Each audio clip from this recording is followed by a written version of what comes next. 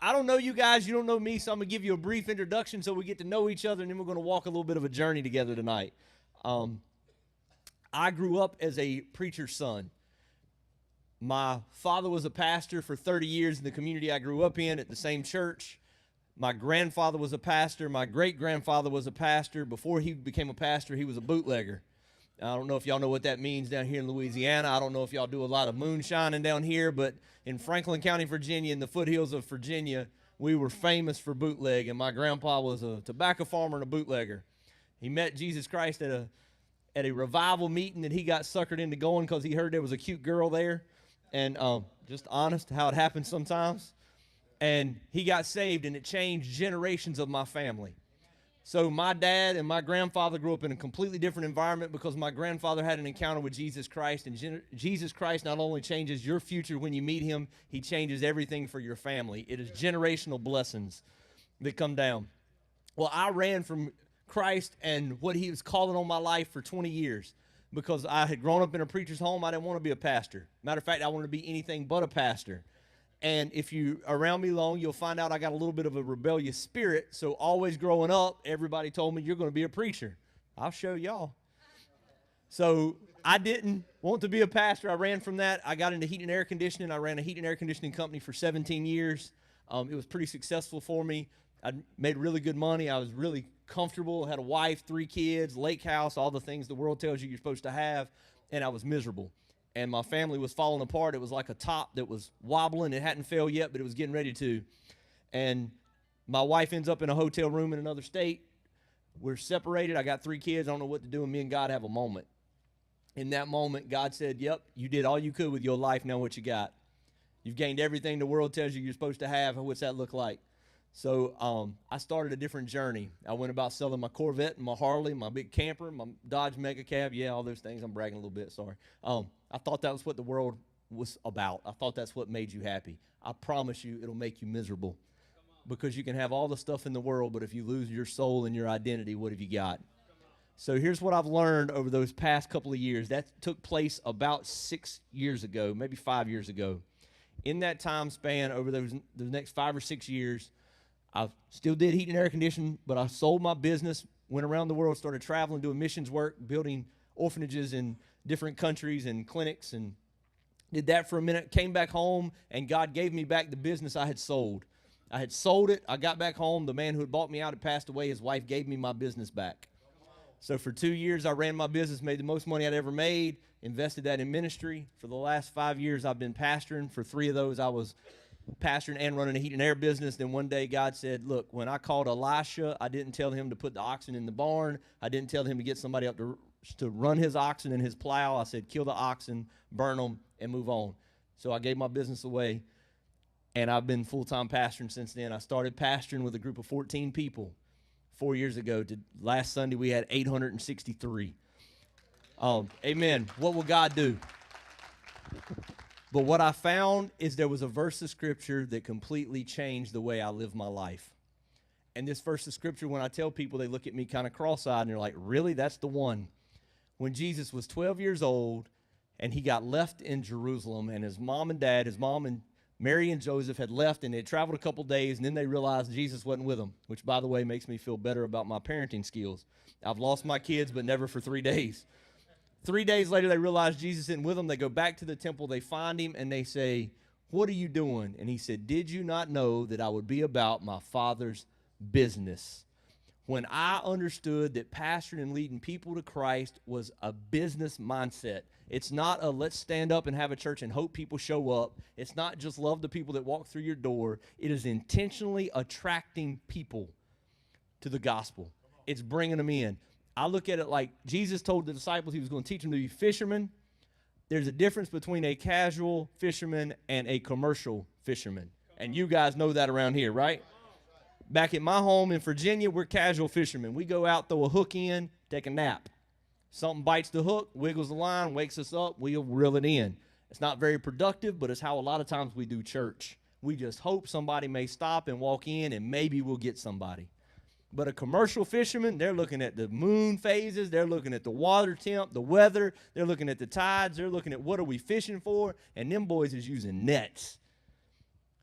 When we start doing church with nets and we start fishing with nets, then we can start actually reeling in the harvest that God called us to reel in. But until we get faithful over a few things, he will never make us ruler over many. I'm going to get somebody, if you don't mind helping me, we're going to slide this back far enough everybody can see it on this side. If you don't mind, slide it back and pull it just a touch over. Perfect. So we got to fish intentionally. When Jesus said, he who is faithful over a few things, I shall make him ruler over many, I realized he was talking about resources. Now, we do really good in the church world at squeezing pennies. We can pinch a penny or a dollar. We'll get as much out of it as we can. We are horrible at maximizing time. We waste time coming and going. We have events. We'll have ministry things. We'll do outreaches that don't change anything. They produce no result at all, but we keep doing them because that's what we've always done. Well, our people expect us to do this ministry, but it's not producing fruit. Jesus Christ said you judge a tree by the fruit it bears. He didn't say I judge a tree by how busy it is. I don't judge it by how pretty the leaves are or how tall it is. What fruit? So we want to talk about fruit tonight, and fruit comes from managing your time. Time is a resource God gave you. Before he knit you together in your mother's womb, he had a plan for you, a purpose for your life, and we all have a set number of days to get it accomplished. So I'm going to ask you, what fruit did you produce today? What eternal fruit did you produce today? In 1896, there was this Italian economist by the name of Pareto. And Pareto came up with this principle. This is a principle you will find all in the business world. If you go to college for business, you will learn this principle. When I learned this principle in regards to heat and air conditioning, my company became 3 times more profitable when I applied this principle. Here it is. The Pareto principle, in 1896, he comes up with this. And he discovered that in almost everything you do, 80% of the effects come from 20% of the causes. Here's what that means. 20% of what you do produces 80% of the results.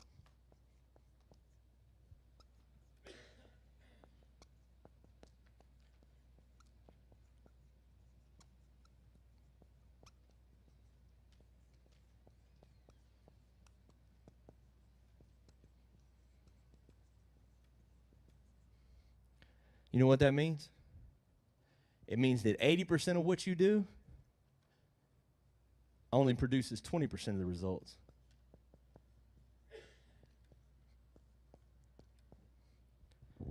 So say you run a business, and I'm going to put it in heat and air conditioning terms because it was the business I was in and where I learned this principle. When I was running my business, I had 100% of time that was allotted during the day to work. 20% of what my guys did produced 80% of my results. My results in business was not to stay busy. The results was profit. I wanted to produce profit. So 20% of the work we did produced 80% of the profits for my business. And 80% of the work we did only produced 20% of the profit, which meant a lot of the time we were working was just busy work. And we weren't producing anything. But this 20% was extremely profitable. When I figured out what 20% was so profitable, and that's all we did, I cut this out, my company got 3 times more profitable with the same amount of effort. Because we were putting our effort where it produced results. In the heat and air world, what produced the profit? Change-outs. Taking out old units, putting in new units. That's where all the profit's at. Putting duct systems in new houses doesn't produce profit. Running service calls didn't produce profit. Not much. All the profit was in change-outs. You think, what does that got to do with ministry? Give me a moment. About my Father's business, only 20% of what your church does produces results. The rest of the ministries, the rest of the volunteer hours, the rest of the time, the effort, and the resources you're spending is producing nothing. Is that good management of kingdom resources? If we have volunteers all day to put on a ministry and nobody gets ministered to, nobody's life gets changed, and we justify it to ourselves, well, we prayed for some people, but we didn't see any fruit. Were we good managers, good stewards of the kingdom resources God gave us? I saw a bunch of pastors up here, man, and I appreciate you guys being here. How often do we take the volunteers in our congregation and put them to work doing ministries because it's what we've always done or it's something we feel like we're supposed to do, but it doesn't produce any fruit, any result at all. It doesn't add anybody to the kingdom. It doesn't change anything. But we did it. We felt good because we did it, but it didn't make a difference. I want us to be cutthroat in our business. Jesus said the children of this world are more shrewd than the children of light, and he wasn't paying us a compliment. What he's saying is the children of this world are always focused on producing profits in their business. Our business is winning people to the King. Our business is eternities. Our business is eternal fruit, but we're not shrewd in it. We just go through the motions. This principle will change how you do ministry. Anybody in the room ever feel like, man, I just ain't got any time for that? Man, I ain't got enough time to get everything done in my day. I'm bivocational. I'm trying to love people to the Lord. I'm just running out of time. I got a question. Is God a fair and just God? Yes. Then would he ever ask you to get more done in the day that he's allotted to you than you have time to do? No. Which means if you have more to do than you can fit in a day, some of that stuff God didn't intend for you to do. The devil slid a few things in there on you. He got some stuff to keep you busy or distracted or preoccupied so you miss the things that produce the fruit. Look, you may think this is only applying to ministry. If you are in this room and you work and you have a family, you got multiple things you're keeping up with, this principle can change your life. Realize the enemy is trying to keep you busy so you'll be ineffective. He wants to keep you busy with the 80% that produces almost no result. So let's focus in on what really produces fruit, and let's do just that. Now, that's going to take a little self-discipline because that means you're going to have to tell some people, no. And being in ministry, I know how hard that is because everybody thinks you don't know that word. Like you're not allowed to say, the pastor can't tell me no. Pastor, you ain't going to come visit me in the hospital? No. Pastor, you know I got an ingrown toenail. I got to go have that removed tomorrow. I'm going to need you to sit with me while they cut that out. No. I love you, but I am not a doctor. I do not operate a scalpel, and I ain't looking at your crusty feet. I have no business being there. I can pray with you over the phone. Matter of fact, you can pray for yourself. God hears your prayers as much as he does mine. We can do this. And it's the potential, it's the change in our focus. Our job is not to babysit the saints. The job of the pastor is to empower the saints for the doing of the ministry. It's the empowering. So every one of us sitting in this room has a calling. Every one of us has a calling and a purpose that God ordained for us before we were ever knit together in our mother's womb. And the enemy is trying his best to keep us distracted and too busy doing things that don't matter and don't produce for us to reach our calling. And then he puts us in a place and a mindset in a form of ministry where we believe the pastor is supposed to carry the weight and babysit everybody. And what it really does is it keeps people from stepping into their calling because it keeps them drinking milk when they ought to be eating meat already. No is an empowering word, not just for you, but for the people you're ministering to, because now you're giving them responsibility for their own walk. I don't want people looking to me for their spiritual walk. That's a dangerous situation. I need them looking to Christ, but it means they need to learn to stand on their own. For a minute, I'll help them out. Then it's time, okay, baby, it's time for you to go on your own. And I'm going to do that by telling you no, just like I did my kids. When my kids were little and they were sitting in the floor and they'd reach up for me to pick them up, no. That forced them to learn how to crawl. And then they learned how to walk. And when they fell down, I wouldn't pick them back up. I wouldn't help them up. No, baby, it's time. And they learn how to get up. We got to do the same thing in the spiritual realm. Knows the way we do it, and it's by focusing on the 20% of what we do that actually produces fruit. It's not being mean. It's not being mean-spirited. It's just being intentional with the time and the resources God allotted to you. Here's the other part that goes with that. When somebody comes into your office and says, Pastor, we need to start a ministry to do this, whatever this may be, look at them and say, what fruit will it produce? Because if it's just going to keep us busy and so we can feel good about ourselves, I'm not interested. So as a whole, you have to say no. And then you have to look at all the ministry you're already doing through the filter, what fruit is that producing? And if it's not producing fruit, you got to be willing to have hard conversations.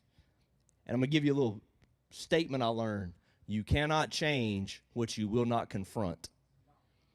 So you got to be willing to look at somebody you love and you care about who's faithful in your church and say, baby, I love this ministry, but it's not producing fruit. Let's put those resources, put that effort somewhere else so we can have more people come to know Jesus Christ. It's all about salvations. Now we're going to make it real personal. Y'all ready? I hadn't looked through your packet. I think y'all got a chart in there called chart number 1. This chart right here. Chart number 1. It's called a time management calendar. Anybody ever done a budget? I'm going to be honest with y'all, that's scary. About 1/8 of the people in here have done a budget. I promise you, if you don't tell your money where to go, it'll tell you where it's going, and you'll always live paycheck to paycheck and fight being broke. When you start telling your money where to go, you take control of your resources. The same is true with your time. If you don't tell your time where to go, it'll flee away from you, and the end of the day will come, and you're like, man, I didn't get anything accomplished today I set out to, and I'm out of time. You got to manage it. The first way to manage it is the same way you start a budget. You write down all your bills. Time management calendar is evaluating where you're spending your time. Where you're spending it. So we're going to take a moment. Everybody in the room, how does your time get spent every week? Y'all ready? Y'all look nervous. What do? Now look, this isn't one of those calendars where you lie to yourself. Nobody else is going to see this. 'Cause I've done this with a lot of pastors in a lot of places. And they'll write down stuff. I spent 4 hours in prayer first thing every morning. No, you don't. You spend 15 minutes in prayer, 20 minutes on YouTube. Then you check Facebook, all your social media feeds to make sure your people are happy. Then you call Miss So-and-so. That's not what you did. This is where you do an honest self-evaluation. Are you willing to evaluate where you're spending your time? And once you start writing down where you spend your time, then you can start figuring out where it's producing fruit. But until you evaluate where you spend it, it's just going away from you. And you think, well, there's certain things that I can't avoid. There's certain things that I have to do, like I have to go to work. Very true. But there's a lot of time we spend that we waste at work, at school, at different obligations that we could be much more productive. I'm not talking about not having downtime. I'm talking about having specific rest time, just like God did. He had a Sabbath. And when you rest, because you have allocated where all your time goes, you don't have to feel guilty for resting. Most of us feel guilty for the time we have downtime, and we sneak it and hide it and lie about what we're really doing because we feel guilty about it. Sorry, am I a little too real with y'all tonight? Okay. So here's what I want you to do. I want you to take a moment. I'm going to stop talking. It's hard for me to do. And I want you to write down how you spend your time in a week. You don't have to be real specifically detailed. We're just going to do this so we got some stuff to move forward with. This next week, I want you to log your time. If you have employees or you have people that work for you or under you, encourage them. And when I say encourage, make them log their time every week. You'll find out how productive or unproductive they are, and you can help them. It's not about getting them in trouble. It's about helping them be productive with every moment they spend.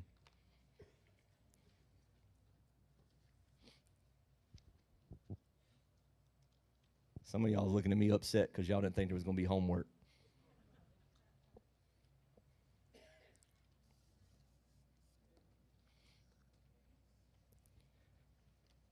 Y'all keep writing. I'm going to talk for just a moment. I told you I have a hard time stopping. For the Church of Jesus Christ in America to be everything it's supposed to be and reach all the lost, there's 200 million Americans right now that do not attend church on a regular basis. 200 million. Which means there's a huge growth potential for the kingdom. There's more growth potential right now for the kingdom in this current state in America than anywhere I know of anywhere on the earth. And out of that 200 million, out of people polled, 80% said they would go to church if somebody invited them and would sit with them. So 80% of 200 million are not opposed to going to church. They just hadn't been invited by somebody who says, I'll go with you and sit with you. Which means the people in our church we think are inviting folks aren't. Some of that is because we live in isolated circles. Others is because everybody thinks they're too busy. We got to manage our resources better to reach a lost and dying generation. But before you can change the way and the mentality of your congregation or the people you minister to, you must first change your mentality. The Bible calls it the renewing of the mind. We got to change the way we think. Anytime you want to change behavior, whether you have an addiction, whether you have bad habits, bad eating habits. Before you can change the action, you must change the way you think. You must renew the mind first. This is the process of renewing how we think about our time, and we manage it as a resource. The thing with money is you can get more money. You can't get more time.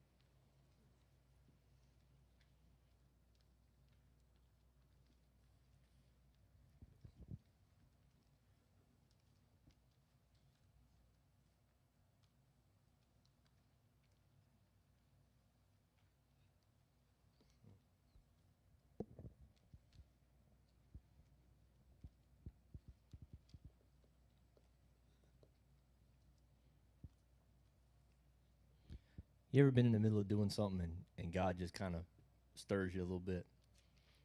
So you guys are sitting here filling out time management, and I'm doing a little personal evaluation because today I left my house this morning at 8:30, heading here, and spent all day getting here. We're gonna speak tonight. I'm gonna drive from here back to New Orleans. I'm gonna sleep in a hotel room, get up first thing in the morning, fly all the way back home. So I'm gonna have 2 days roughly tied up in these couple hours we're gonna spend together.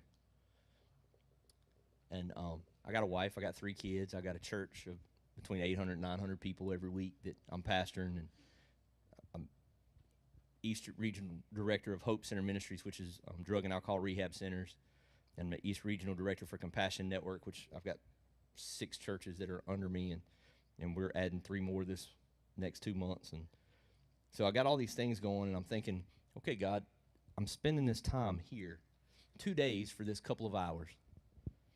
And I can tell by looking around the room, some of you are engaged in this, and some of you are like, man, this wasn't what I was expecting tonight. This wasn't what I was looking for. This wasn't what I was anticipating. That's okay. It's all right. But God hit me with this. I could have stayed at home, and I could have worked on my sermon for Sunday, because when you pastor a church that size, Pastor Ricky will tell you, you can't have an off Sunday. You can't throw duds. Like, you better be bringing something that God has inspired and moved you with, because if not, next week it'll be half that size. You better bring something. And I could have spending it with my 10-year-old son, or I've got a 19-year-old that's moving to Nashville next week. She's getting ready to go run a ministry in inner city Nashville. I've got a 17-year-old. He's a senior in high school. He's getting ready to graduate. Got all those things going. And God said, yeah, but in this room, look at the potential. For you're sitting here talking to a room full of leaders. And if you can get them to see the potential in this and their life starts producing more fruit because of a few moments and a few words that I spoke through you, futures and eternities can be shifted for generations of families that you will never see, and you'll never speak directly into their lives, but you've spoken to their leaders, which means there will be fruit produced in a field that I will never see, that I won't know anything about until I get to the other side, and I'm standing before the Father giving an account for my life. And there'll be people that you have ministered to and blessed, but maybe something here sparked you to reach them in a different way, or to grow and increase your ministry, that I'll get to be a part of that fruit. Here's the cool thing, though. One of you guys may say something to me in the lobby or speak something in this class, in this room, in this moment that inspires me and helps me reach 1 or 2 more, or 14 more, or 200 more, and you'll produce fruit in the field that I'm tending. When we start having a kingdom growth mentality, and every moment we spend is about what is my potential return. Like, I don't spend time, I invest it. So I'm investing my time of my 2 days in you guys because I believe there's going to be a multiplied return. And some of you in this room may get nothing out of the night, but some of you may go set the world on fire. That's what the kingdom is about. The kingdom of God is you inspire me and I inspire you, and we get better and better as iron sharpens iron, so one man sharpens another. And hopefully I'll give you something that somebody gave this to me. I didn't figure all this out. The Pareto principles taught in every business school across the country. The church growth principles I'm teaching you, somebody taught me when I had 35 people and couldn't get above it because my preaching ain't that good. I couldn't get above it. Because a church isn't grown by how great and anointed the pastor is. A church is grown by how great it loves its community. Church is grown through relationships. It's how your parking lot is handled. It's how people are loved on when they come through your lobby. It's your reputation in the community of not being about yourself but about others. That's what draws people in. Now, you better be bringing the word of God, but some of us may be phenomenal preachers and some of us may stink at it. I'm going to be on the lower end of that spectrum. But what grows it is the love and the relationship. What's happening right here is God gave me something that worked that somebody else gave to me. I'm going to share it with you, and you may tweak it a little bit, but you're going to apply it in your situation to work for you, and we're going to reach more people for the gospel and for the kingdom. There's a generation dying and going to hell, and it's on our watch. What are we going to do about it? What are we going to do about it? We can complain about our community, or we can change it. So let's get after it. Time management is where it starts, with the renewing of our mind. We don't want to waste moments. Every one of you went through, not all of you, most of you went through and wrote down some stuff, got some time in here. Now, here's what I want to help you do. Now, I understand you didn't get in depth with this because we're doing this in a very tight time crunch. But over the next week, I want you to track your time. Now, I modified this for me. I added, broke it down because I don't do stuff normally in hour segments. I do it in 15-minute segments. And I broke it, and I don't start at 8 a.m. and stop at 7 p.m. Mine normally goes from 8 a.m. to about 12 midnight. I'm a late guy. I like to stay up late, and I get stuff done. So I modified it and put all my stuff on it. But as I started evaluating where I was spending my time, I realized that most of it wasn't making any difference. I spent a whole lot of time scrolling on Facebook and a ton of time watching sports because I'm a sports fanatic. I love sports. Basketball, football. I even watch hockey if ain't nothing else on. I mean, it's got to be a rough day, but I watch hockey. Love sports. I love the competition. I love it, the clash of it. But I realized it wasn't producing fruit in my life. I realized watching a game one day that after the game, I'm all upset because my team lost, and them guys are shaking hands, and they going out to eat steaks. It didn't impact them near the way it impacted me. I got to change something. So I shifted it. As I started doing that, nothing wrong with watching a ball game. It's something wrong when you're watching teams you don't even know where the schools are located just because you're hooked on sports. I realized I wasn't being effective with the time God had given me, so I could not complain, God, I don't have enough time to do everything you called me to do, because I wasn't even managing the time he had given me. Faithful over a few. So then I started taking all my time, and I started breaking it down by these 3 things. Is it productive, semi-productive, non-productive? productive, semi-productive, non-productive. And just because it needs to be done does not mean it's productive for you. I'm going to say that one more time. Just because it needs to be done does not mean it's productive for you. Like, this room has to be vacuumed ever so often. But it is not productive for Bishop Ricky to vacuum it. It's just not. That's not productive. That's not what's in his skill set. That's not what he's gifted at. Do what only you can do and delegate the rest. Delegate. So we're going to come at it from a ministry perspective. I'm going to give you an example, and then I'm going to ask you guys to give me some examples, okay? So I'm going to take it from a pastor of a church. And I was a pastor of a church of 35 people. And so as a pastor of a church of 35 people, I would show up early. I would cut the heat on. I'd cut the lights on. I'd cut the soundboard on. I'd straighten the chairs. That sounds like, yeah, that stuff has to be done. Yeah, but I did not need to be doing it.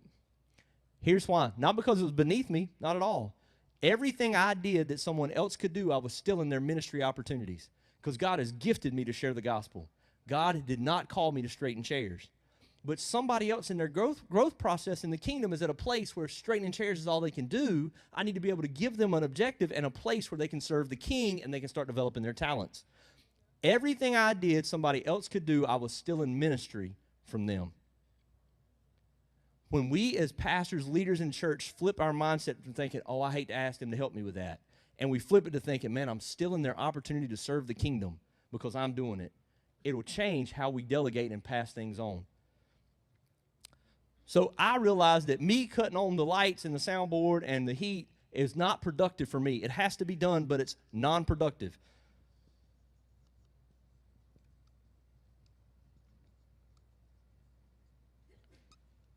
And I had to delegate that. And it wasn't real hard to delegate. I just had to ask somebody and say, hey, would you mind showing up an hour before service and cutting this stuff on for me? I showed them how to do it. And as I showed them how to do it, I walked them through this diagram. This diagram is on one of your papers. It's called the 4 squares of delegation. And this is how you shift anything that is non-productive on your calendar to someone else. And this is really easy to remember if you think about you teaching a kid how to tie their shoe. But this is how it works. I don't know what order your diagram is in, but I'm going to start it right here. It's 1, 2, 3, 4. I don't know what number your 1, 2, 3, 4 is in. But number 1 is I do, you watch. You ever get volunteers at church, you get them to commit to something, and you give it to them, and then they disappear? They don't show back up? Has that ever happened to y'all? It's happened to me. Some of it was because I was doing what they call the dump principle. I would tell them what I needed to do, and then I'd leave them at it. But because they were uncertain about the parameters of what exactly I was asking them to do, they would quit because they'd get feeling, oh, I'm not sure about that. I feel this pressure. But it's because I didn't walk them through the 4 squares of delegation. If you can walk them through this, it gives them certain parameters you're teaching them. It's also called OJT, on-the-job training. I do, you watch. Then I do, you ask. I want you to ask questions. Why are you doing that? Why did you do it that way? Why did you do it in that order? When you cut the soundboard on, why did you cut on the speakers and then the amp, or the amp and then the speakers? Because if you do it the opposite way, it'll pop. So they're asking questions. You're walking through the process.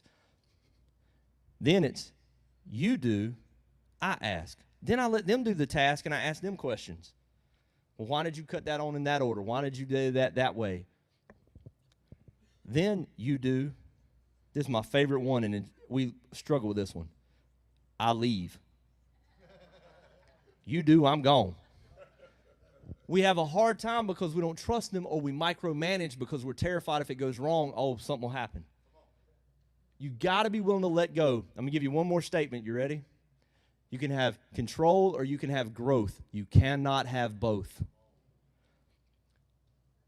If you are a pastor of a congregation, it is the size it is because you are the lid. Oh, it's true. Why? Because we are afraid to delegate, push down, and give away ministry, so we hold it, and it can be for a lot of reasons, but we hold it, and that holds it all small. As we give it away and empower others to do it, it'll grow and it'll multiply. Instead of adding by addition, we start adding by multiplication. Everything has to be pushed down and given away, but it has to go through this process. Talk about push down. Push down. The push down principle is this.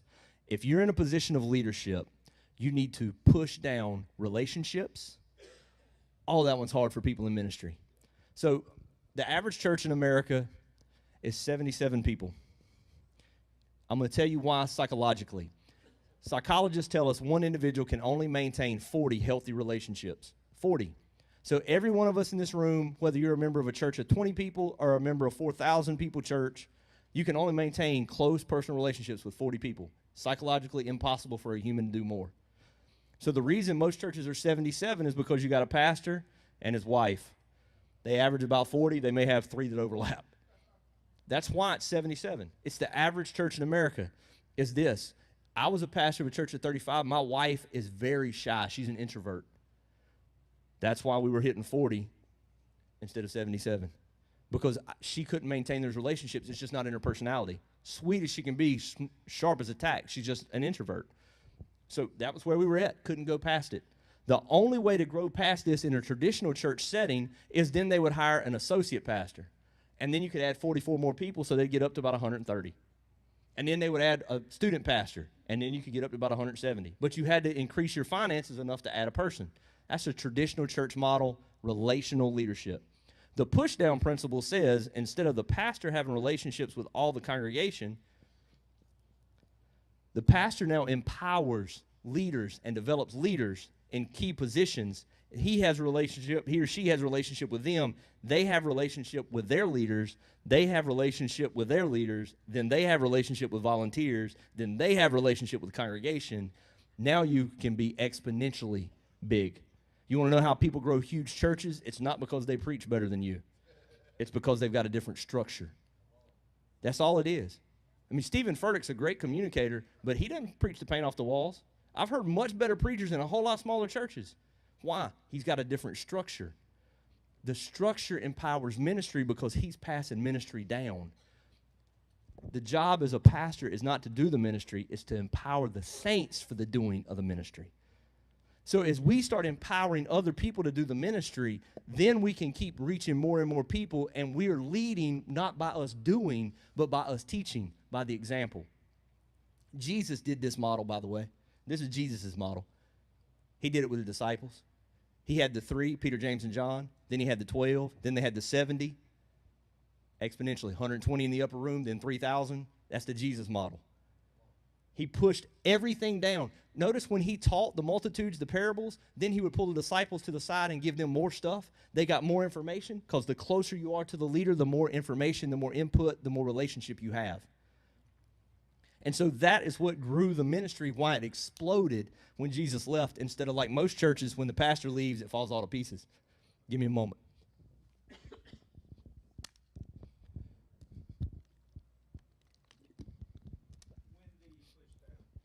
You push down everything that somebody else can do, and here's how this works. So as you're going through your productive, semi-productive, non-productive, for me, my week is very simple. What is the most productive for me? Preaching on Sunday morning gives me the opportunity to impact the most lives in the shortest amount of time. It's the most productive time I have all week because I'm being input multitudes in a 15 to 30 minute span to an hour and a half. Depends on if I'm long-winded that week. But my preaching is not good unless I have time alone with God to prepare.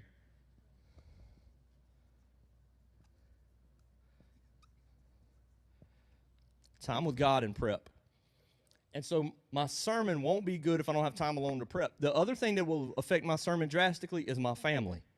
If my family's not right, it's going to struggle.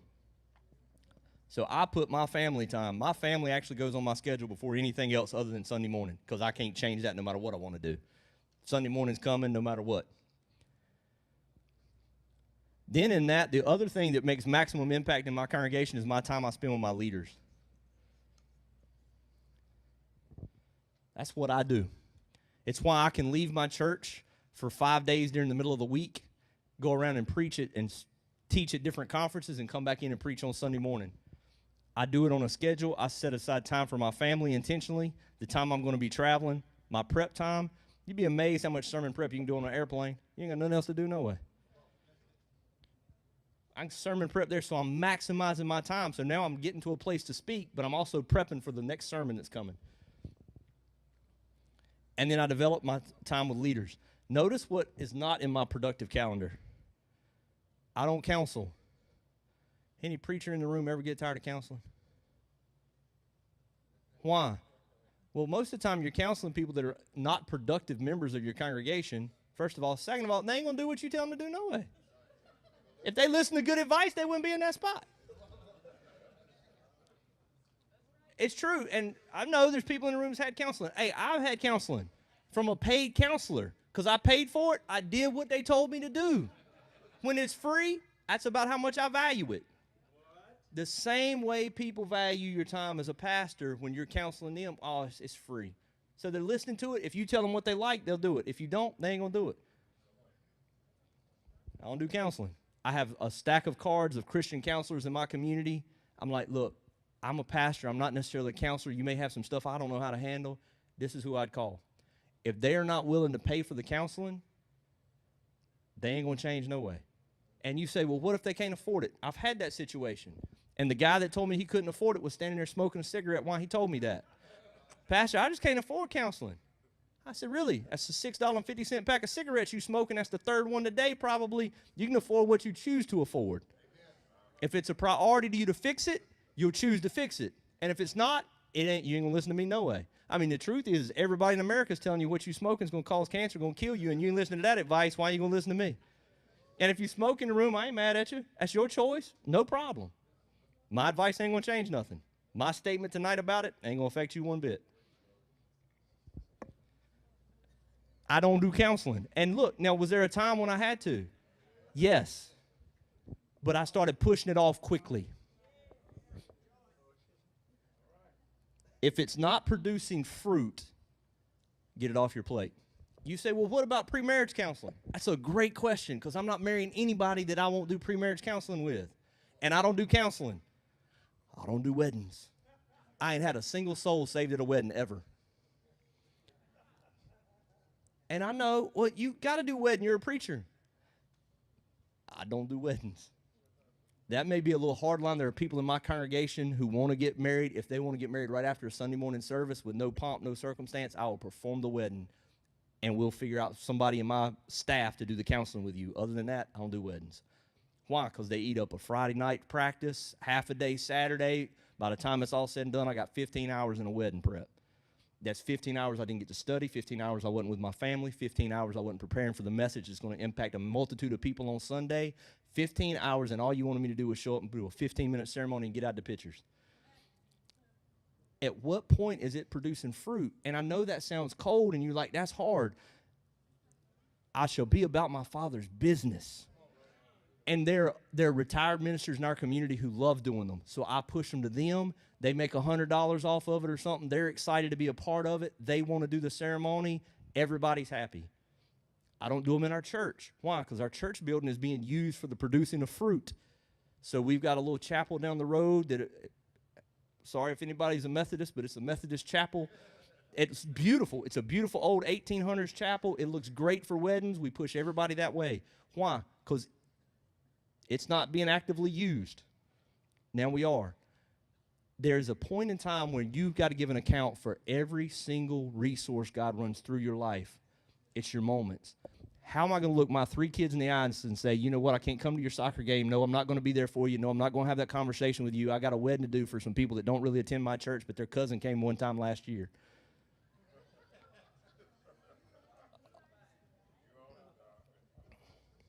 There comes a point in time I'm accountable.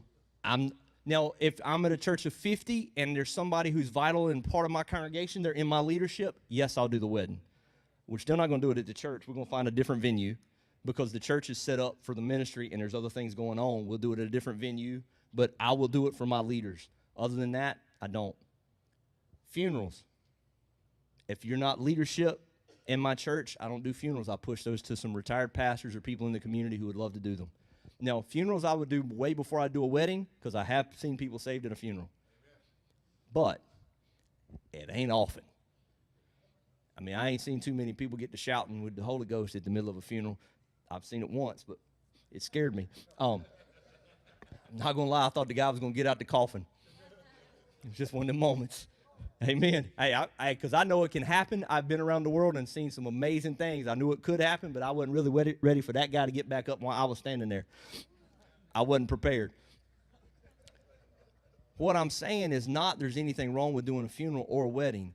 What I'm saying is changing the mentality of your job. God did not call you to be a pastor to appease the people. He called you to be a pastor to empower the people for the doing of the ministry. Jesus, I think, made the statement, let the dead bury the dead. I got living to attend to. And so there's a point when I know it sounds harsh, but I'm not relational, so I'll apologize. It's not that it's harsh. It's not that you don't love the people, you don't care about them. I will attend a wedding. If you go to my church regularly, I'll attend your wedding. I'm just not performing it. And I'll come through the wedding and tell you how happy I am for you, and I'll give you a gift, but I don't have time to perform it and be wrapped up in all the things that go along with it. So it's not that you don't love people, it's prioritizing where you make the impact. Now, you have to shift those priorities before your church grows. I know you think, oh, yeah, well, your church is big enough now, I don't guess you have to. The mind had to change before the church grew. At 35 and 40 people, I started pushing off hospital visits. I don't do hospital visitation. Unless you're in my leadership, I'm not coming to the hospital. I may give you a phone call, tell you I love you, I care about you, but a trip to the hospital eat up 5 hours in a day. If you got to go visit 3 people in the hospital, that's 15 hours. Easy if you're driving back and forth to hospitals. By the time you get in, sit with the family, do the whole thing. I gave that ministry to people in my congregation who were gifted at it, people who were good at connecting. Do we still send people to the hospital to visit them? Yes. It's just not me. Why would it matter if it was me or somebody else that loves you? I'm not any closer. Like, I don't have a connection to God you don't have. All of us can come boldly to the throne of grace. Every one of us. So your prayers are as powerful as my prayers just because I have a title of a pastor. 4 years ago, I was a heat and air man. Nobody asked me to lay hands on anything then but fix their heat pump. What changed? So there's a point where we have to let people be responsible for their faith, but not just that, ministering to each other. And you say, well, they don't have time. They're busy. That's right. That's why I taught them time management. So they also have figured out what's productive for them, and if they're gifted in sitting with people and consoling people and sharing with them, then that's what they do. That's their ministry, and now they're operating in the power of their calling for one body with different gifts. Too often we try to have a pastor or a couple of people in leadership that have all the gifts and everybody else sits around and just benefits from them. Well, that's not what God called us to be. The body of Christ is supposed to work as one body. Every single one of us in this room has a gifting that God intentionally gave to us with a purpose and a calling and people that only we can reach and impact. And don't think showing up at church on Sunday morning and sitting in a seat for an hour, I've done all I got to do. Nope. You've watched everybody else play the game. Quit being a fan. Get on the field. But in defense of people sitting in pews, there are pastors who won't let them play. It's like a coach who won't give you game time. Hey, coach, I've been practicing. I've been shooting free throws every day. I have my three-pointers smoked, man. I got this. Let me come on, let me on the court. I got it. No, you just sit right there. I'm going to handle this. One-man shows. It's dangerous because it puts pastors on a pedestal and makes them a target for the enemy, but it also stops the flow of the anointing that's supposed to flow through the body. Everybody's got to be engaged. But we as leadership have to change our thought process before the congregation's thought process changes. Semi-productive are things that you do that need to be done and you're pretty good at, but you need to be looking for somewhere else to send them. I'll give you an example. My church, we were 35 people. We used to meet in an old beat-up motorcycle garage. It was called the Hog Pen. And we outgrew that little building, and so we were looking for a building. We bought a school. There was an old school that had closed down, 60-some thousand square feet, 13 acres. God gave it to us for $150,000. Yeah, it was $150,000 for all that square footage, which means none of the air conditioners worked. And I used to run a heat and air conditioning business. So for a season, I would show up at church all during the week and work on air conditioners. I'd get them working. I'd get them running. I'd put in new ones, do whatever I had to do. It was semi-productive. Now, is that going to be semi-productive for everybody in this room? No. If you ain't never worked on air conditioning, don't touch it. You'll do more damage. It's like somebody trying to work on their own car and then taking it to the shop and say, well, I tinkered with it a little bit. They charge you double instantly. Instantly, I'm going to tell you that because I charge people double. When they're like, I worked on it, I couldn't get it running. Double that. Because now I got to fix what was wrong and what you broke. Am I being too honest? I get myself in trouble. So HVAC for a season for me was productive because my church couldn't afford to pay some company to come in and do it. We weren't big enough. We were 100 people moving in this big building. So I did that. That was semi-productive because sweating and praising Jesus is tough. I know he died on the cross, but you let people sweat, they won't come back. Truth is, you got to have heat in the building. So I'm doing that for a moment, but I'm looking to push that off. You know what happens? I got relationships with other heat and air conditioning guys in my community. So when I started a church, they liked me. I'm like, hey, man, you ought to come down and check us out. It's different than anything you've ever seen. So they start attending. Guess what they get to do? They get to do HVAC at Compassion Axton. Why? It's their gifting. It's their calling. And you think, well, hold on. They're gifted in HVAC for the kingdom? Every church I know of's got heat and air conditioning. Everybody needs it. Why is that not a gifting? Why do we devalue because their gifting's not standing up front? It's their value. A guy started attending church, owns a landscape business. Guess who gets to mow the grass? Guess who gets to clean the parking lot when it snows? Why? Because he's got the equipment to do it. He's gifted at doing it. He's already empowered to do it. And it's his way of serving the kingdom. And we've got him in the game. Here's what else happens with that. They now feel good because they're a part of the overall ministry. They now get to claim the fruit of the lives that are changed inside the walls because they're maintaining and keeping up the property. They also are actively engaged in week in and week out at doing it. And money is not spent for somebody to mow the grass because somebody donated it because that's their worship and their offering to God. That's maximizing resources. Teachers.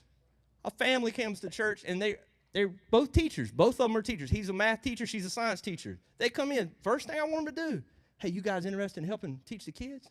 It's your gifting. It's your calling. I know y'all do it all week. I promise you I understand that. And if you don't, that's fine. But you're good at it.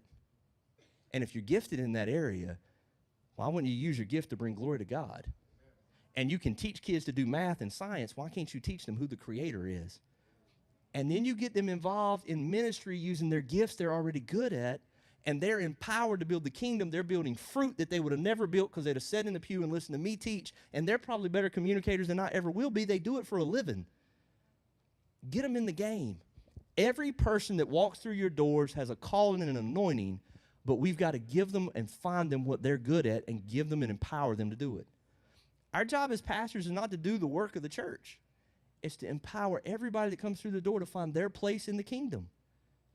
Every one of us. Everybody in your community walking them down the streets has a gifting God gave them.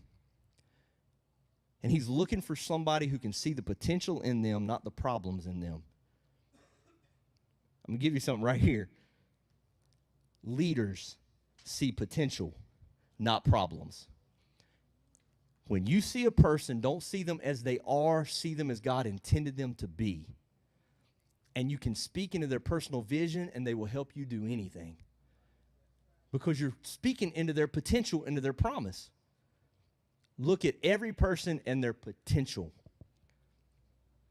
I'm going to stop for a moment from this process to ask a couple of questions because it ties in with it.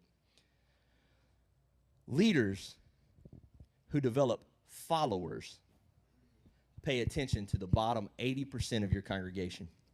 I'm getting ready to make this real for you guys.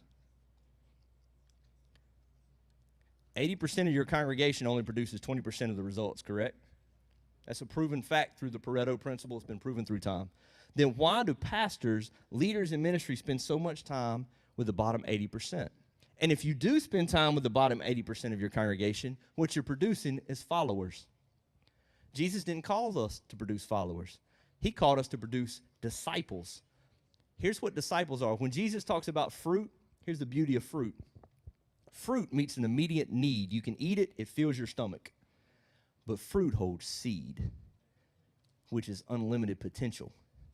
And so not only can they meet an immediate need, they can be planted and reproduce themselves. So if you hold an apple seed in your hand, you have the potential, not just for an apple tree, for an orchard. And every apple seed holds within it this unlimited potential if you will let it go, put it in the ground, and let God do his work with it. but you can't hold on to it tightly. That's the control of growth. For a farmer to get growth, he has to give up control of the seed. You put it in the ground and you leave it alone. It's outside of your control. You have to let it go. The same thing with people that walk in. But for some reason, as pastors, because most of us are very relational, spend our time with the bottom 80%. And if we do that, we'll produce followers, not disciples, not leaders. By the way, leaders and disciples, same word. Means the same thing. If you look at the base roots, they mean the same thing. We'll produce followers. If you spend your time with that bottom 80, all you'll get is people who follow you where you go. And you think, oh, that's the point. It's really not, because now you can only add by addition. You can only add to the people that you're impacting by addition, one at a time. But leaders who develop leaders devote all their attention to the top 20%. Any pastors in the room, when service is over, go stand at the back and greet people? I still do it at my church. I'll stand in the back in the corner. I like to talk to people. You know who comes and talks to me? The people who ain't doing nothing. The people who want to talk to me are not the people who are helping. They're not the people who are doing stuff. They ain't doing nothing. They just showed up to service. Now they think they need to tell me all about their week and all their gout and all the stuff they got going on. They're telling me that, and that's fine. But when pastors get caught up in trying to appease and walk with the 80%, the 20% don't get the time and the growth and development they need, and they're the 20% that's getting things done. They're the ones making stuff happen. The reason they ain't standing in the back talking to me is because they're teaching Sunday school classes. They're in the lobby greeting folks. They're getting things prepared for what's coming next. They're busy. Why would I take the valuable resource of my time and effort and invest it in people that are giving me absolutely no return? They're not laboring with me in this thing. They're just showing up complaining. Well, you know, Pastor, I ain't getting fed like I used to. Pastor, I didn't like that worship set we did today. I don't like that new music. My response to that always is, well, I ain't fishing for you. You already caught. You already in the boat. I'm fishing for somebody else. But we spend our time with 80%. But all we're producing is followers. Leaders who develop followers spend time with people. I don't ever want you spending time with people. I want you investing. It's return on investment. ROI. I want you to know that term. Return on investment. Every moment of every day, where are you investing it? Where are you putting it? Yes, sir.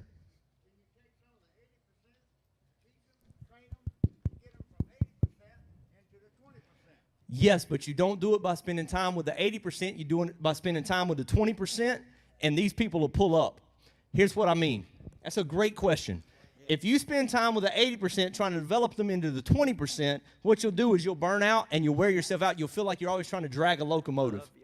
If you spend your time with the 20% and the 80% will be like, how come the pastor's always spending time with them? Well, because they're volunteering, because they're leading, because they're in charge of stuff, because they're making sure stuff happens. Well, I want to talk to the pastor.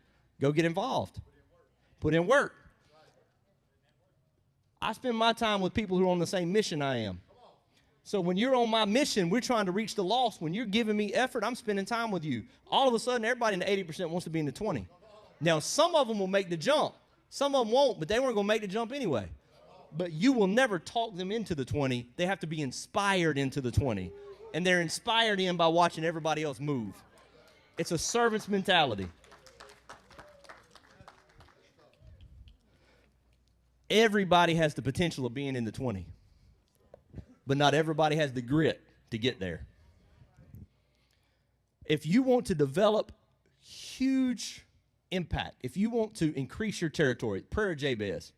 I've heard thousands of people pray the prayer of Jabez. Lord, increase my territory. And all I can think with a lot of them is, man, you ain't even working the territory you got.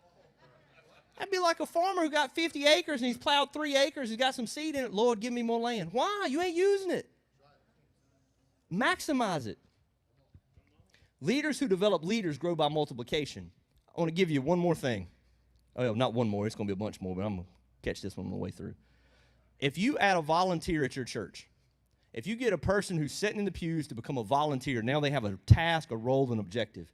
They will add 4 people to your congregation over a year. These are national statistics. They will bring 4 more people in. Why? Because now it's their church. It's not the church I attend. I serve there. Now it's my church. They'll bring 4 people in. It's called growth from within. If you add a leader, now I'm not talking about a title.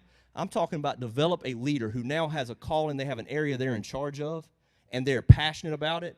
You will add 10 people to your church over the course of a year. 10 people.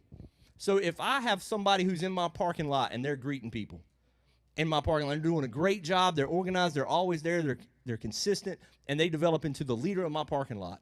That new leader will now bring 10 people in over the course of a year. He would draw them right in, he or she. And the reason is because now they're invested and they'll be trying to build their team. And as they're building their team, they're getting more people who are sitting in the pews to become volunteers, which means they're bringing in 4, and that'll start sucking in more. What will happen is you will start multiplying at a stupid rate. I give you the evidence. At 35 people, we started implementing a connections team, which has parking lot, lobby, we have greeters. Everybody of my 35 had a job. We had 35 people when we started doing that. Those 35 people, they were like, we don't have any more volunteers. I need some more help in the parking lot. Well, you got friends? Well, yeah, your friends won't help you, but they don't go to church here. Exactly. They don't go to church. Ask them. Yes, sir. Yes. That 35 people that I started with was made up of probably about 6 families. 6 families. That's it. Okay. And that 35 included kids. Okay. And I made a preacher counted them, which means it was like 2, 4, 6, 8. I understand. Yeah. And make you feel better about it. Okay, and how many single? Out of that 35, maybe 2. Okay, thank you. We were basically a small group. We just had a building, so we called ourselves a church. And when I say we had a building, it had no bathroom and no heating and air conditioning. It was rough. We had BYOC, bring your own chair, because we ain't own none. We didn't. Everybody come in with their own pop-up chairs. We didn't own any. That's how we started. And we didn't grow real quick. And I'm surprised we didn't get sued because we didn't have anybody watching the kids. Nobody. They was just put in a little back room. We'd close the door and like throw in some snacks. Be like, see y'all in a minute. Laugh if you want to. That's how it started. That's the push down principle. That's the push down principle. So, but our connections team started. We decided, hey, you know what? If we keep praying for God to bring people, but we ain't doing preparation for people, those are hollow prayers. James said, faith without works is dead. So you can believe for people all day, but if you ain't making effort for them, you don't really believe it. Like, if you're not preparing for them to come through the door. So we started cleaning up, started neatening up. We put Tasha in charge of our connections. And so Tasha goes out, and she's going to be in charge of connections, and she's like, I need somebody to stand at the road. We'd call it Wow Factor in our parking lot. They got a sign that says, you belong here, welcome home. Family's inside, we waiting for you, all that kind of stuff. Well, she voluntold her husband that was his job. So I got 2 volunteers out of 1. And so she puts him out at the road. Well, Tasha is now our connection, so she's greeting everybody. Well, it's 35 people, so everybody knows everybody. And so if we happen to get somebody to come in that everybody didn't know, she knew instantly they were a guest. And so she'd talk to them, hey, how you doing? Scott would greet them in the parking lot. She'd greet them outside, and then she'd walk them into the lobby, show them around where the bathroom was, which is really easy because we didn't have one. So she'd be like, if you need to use the bathroom, we got to walk up to the White House on the Hill and knock on the door, and they'll let us use their bathroom. It's truth. She started doing that. Well, once a visitor tour came in, she had 1 or 2 that were really friendly. She said, hey, do you mind helping me next week? You're so friendly. You mind getting here about 15 minutes early and help me at the front door? Yeah, okay. She walked them through the 4 squares of delegation. She gave them the front door, and she moved on out into the parking lot. She built her whole team. Tasha's still my connections director right now. Tasha has a team of over 140 people. She pushed it all down. I pushed it to her and said, look, the parking lot, the lobby, the greeters, they're yours. Here's the structure. Handle it. She built her team. Once she got to a certain size, she put leaders in place. They built her team. And now she doesn't even know all her volunteers. She just knows her leaders. And her leaders know their coordinators, and the coordinators know their team leaders. I walk through the lobby on Sunday. I don't know anybody's name. And you think, you can't pastor them, you don't know their name? You're right, I don't. I pastor my 4. My 4 leaders, my connections director, my worship director, my children's director, my students director. I pastor those 4. And those 4 each pastor their 4. And then those 4 pastor theirs. And so I don't need to know their names because they're not looking at me to have relationship. They have relationship with their team leaders. which is good because when I'm no longer the pastor at Compassion Axton, ain't none of them leaving because they didn't have a relationship with me anyway. My objective was to empower the saints for the doing of the ministry, and then I had to bring the word of God with some thunder on Sunday. That was it. And I like that because I enjoy a microphone. I like talking. It works out real well. I only preach and spend time with leaders. It's why I'm able to spend a couple of days a week doing this, which produces even more fruit because now I'm dealing with leaders instead of just church folk that show up and sit in the pews, because everybody has them. Every church has those, and you always will. Just don't spend all your time with them. It doesn't mean you're not feeding them. It doesn't mean they're not hearing the word of God. It doesn't mean they're not learning discipleship by watching the other people serve, and they have opportunities all the time. We give them opportunities to connect. And my rule of thumb is on your third Sunday, we want you on a team. So if you're visiting for the third time, you're not a visitor anymore. We call you family, and we're going to put you on a team. We have an attitude of service. Serving is discipleship. You walk along with somebody else and walk through the 4 squares of delegation. You see how they handle things with Christ, and you grow them. And you're like, third time, you don't even know they're saved. You're right. I start discipling them before I know they're saved. Jesus did. He told Peter, follow me. He didn't say believe in me. He didn't say bow down and worship me. He said follow me. He started walking with him, and then he fell in love with him and started following him and trusting him personally. If we can get people to come through our doors and build relationship, the physical before the spiritual, always. It's a physical relationship, physical connection, then the spiritual is introduced. Jesus did it by feeding the 5,000. Meet a physical need, then give them a spiritual truth. But everything comes from the way we think as leadership. We've got to walk ourselves through the process. We're developing leaders so we can multiply. Leaders who develop followers have high expectations of themselves and low expectations of their leaders, of their followers. I got a 17-year-old son. He's senior in high school. I can't get that boy to clean his room.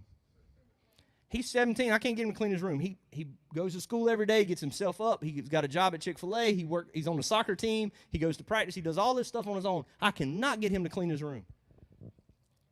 And the United States Marine Corps can go win a war with knuckleheads just like him.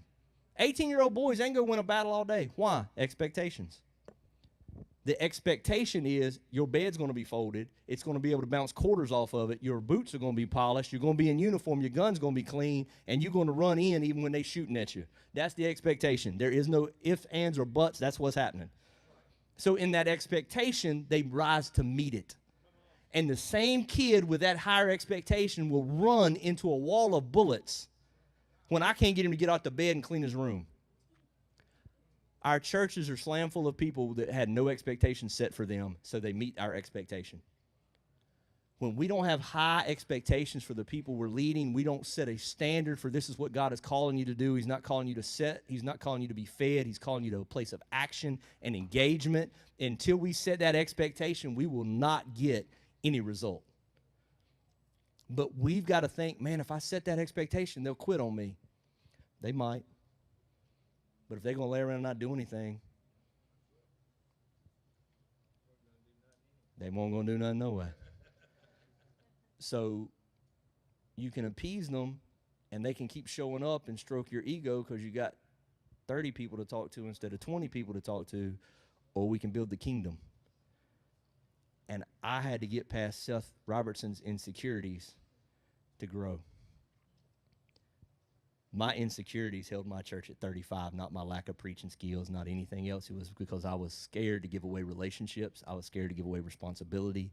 I was scared to give away the ability to make decisions. I wanted to be in control. And in control, I kept us small. I did that. So how many people in my community died and went to hell in those 2 years before I figured it out? How many people did I miss that God had called me to reach because my insecurities kept me ineffective? I'll give you just a prime example. This happened this November. In November, we do a giving series. And Compassion Axton, I live in a community where the unemployment rate is triple the national average. We had huge textile and furniture factories, and when NAFTA was signed in the mid-'90s, all of those jobs left, and we've been in complete depression. Drug and alcohol abuse is through the roof because there's no jobs, there's no hope. It's just a depressed economy. You guys know how that feels like. The hurricanes have come through and done some of that stuff to you guys. It's just wiped out swaths of industry. In that place, we always made excuses for why our giving was so far below the national average for a church our size. And I wouldn't preach on giving because I was scared to offend people. Not that I wouldn't say tithes. I would talk about it, but I wouldn't really preach on what God had called us to do in obedience with our giving. And so November, we got our sermon series coming up, and we focus on finances for 4 weeks in a row. And I'm doing sermon prep, and this is why being alone with God is so important. And God spoke to me, and he said, you know how many blessings you've stolen from your congregation? I'm like, Lord, I wouldn't steal anything from my congregation. I won't even get close to an offering bucket because I don't want anybody to ask questions. I don't touch any of that because I don't ever want it to be an issue. I said, I wouldn't steal blessings. He said, every time you don't tell them what tithing does and what blessings it opens up in their life, you're stealing it from their families, not me. He said, I got the blessings stored up in heaven for them, but because they aren't walking in obedience and you have been put in a position of their pastor and aren't telling them, that's on you. That hurts when God says that. I had to stand up in front of my congregation and apologize for all the blessings I'd stole from them. And I quoted them Micah 3:10, for if you will bring the full tithe into the storehouse, I will open up the windows of heaven and pour out upon you a blessing that your barns you cannot contain. You can't hold them. And the reason they weren't getting those blessings is because I hadn't taught them. How should they know unless they've been taught? I was holding it. I was stopping the blessings from flowing into my congregation because of my own fear and my own insecurities. I was scared I would offend somebody and they'd quit coming to church. So I withheld blessings from everybody in the room because 2 or 3 people may get mad. So I taught on tithing. Our giving tripled in that month. And that shows God's faithfulness. Here's the cool part is all the people that have come back with testimonies about how God has unleashed blessings upon their family. I've got all kinds of those truths. Why? Because God is faithful. It was a lack of faith on my part that God would come through, and I thought they would hold me accountable if God didn't come through like he said he would, and out of my insecurities, I didn't teach truth. I held back. God hit me with this after it was over. All of those resources to do ministry were put in the room already. But because you weren't willing to step out and get past your own insecurities, you held them locked up. How many people in our congregations have resources and giftings that God has called them to bring into the ministry, but because we are not bold or audacious enough to challenge them to do more than just sit, we are holding them captive and not letting all that ministry be done in our congregations. We're responsible for stealing that if we're not empowering them to do it. Hey, Seth. Yes, sir. I have a woman. We taught on the tithe for about 2 months here, and it totally revolutionized our church. Our giving increased at least by double, and the testimonies. And so I had Miss Remo that said, hey, I got a testimony about the first fruits. So could we take 2 minutes and give it real quick? Absolutely. Well, I got a check-in today, and I was unexpected because when I get disability checks and stuff, and this year they gave everybody a raise on their disability. So I took that and said, I'm going to give my first fruit off that to the pastor, and that's what I did. Yeah. So I just gave it and went about my business.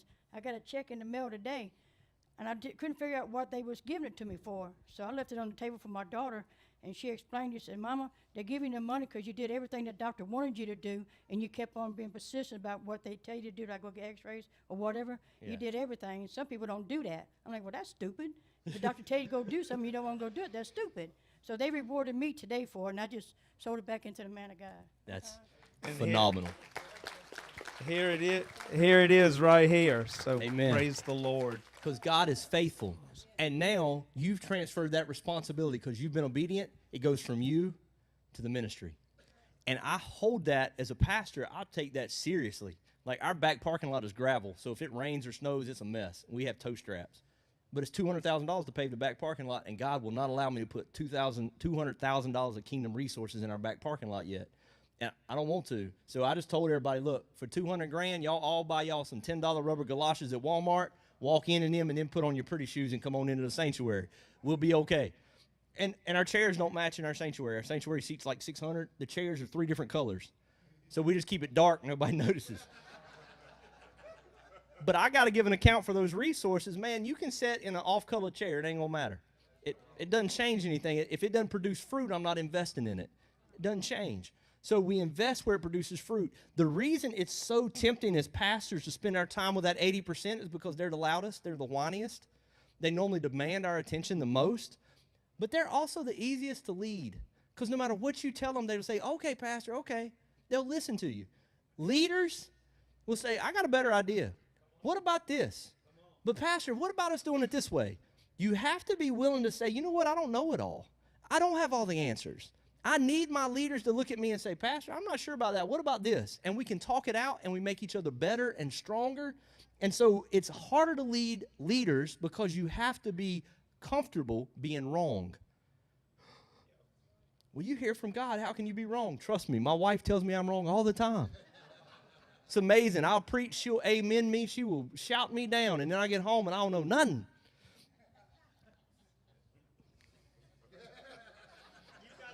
I forgot this thing was being recorded. It just hit me when I said that. I was like, man, I hope my wife don't go back and watch this. That will be a negative fruit I just produced in Baton Rouge.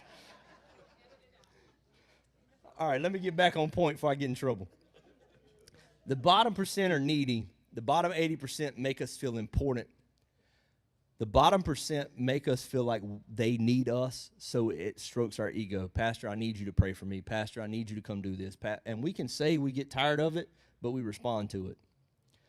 When I was 7 or 8 years old, my father was a pastor. We were on our way on vacation, and we were, as a kid that age, you're all excited. We got the car all packed up, and we were probably going camping because we didn't have any money. We'd go stay in a tent for a week, which as an adult makes no sense to me, but we did it as kids, and we loved it. And we were packed up to go, and he gets a phone call. Somebody in the congregation's mom had died. So we're halfway there and turn around and drive all the way back. Now, look, this is why I didn't want to be a pastor. I was mad. And look, I would tell you I'm over it. I'm still kind of a little bitter. God's trying to get that root of bitterness out of my life. We're working with it.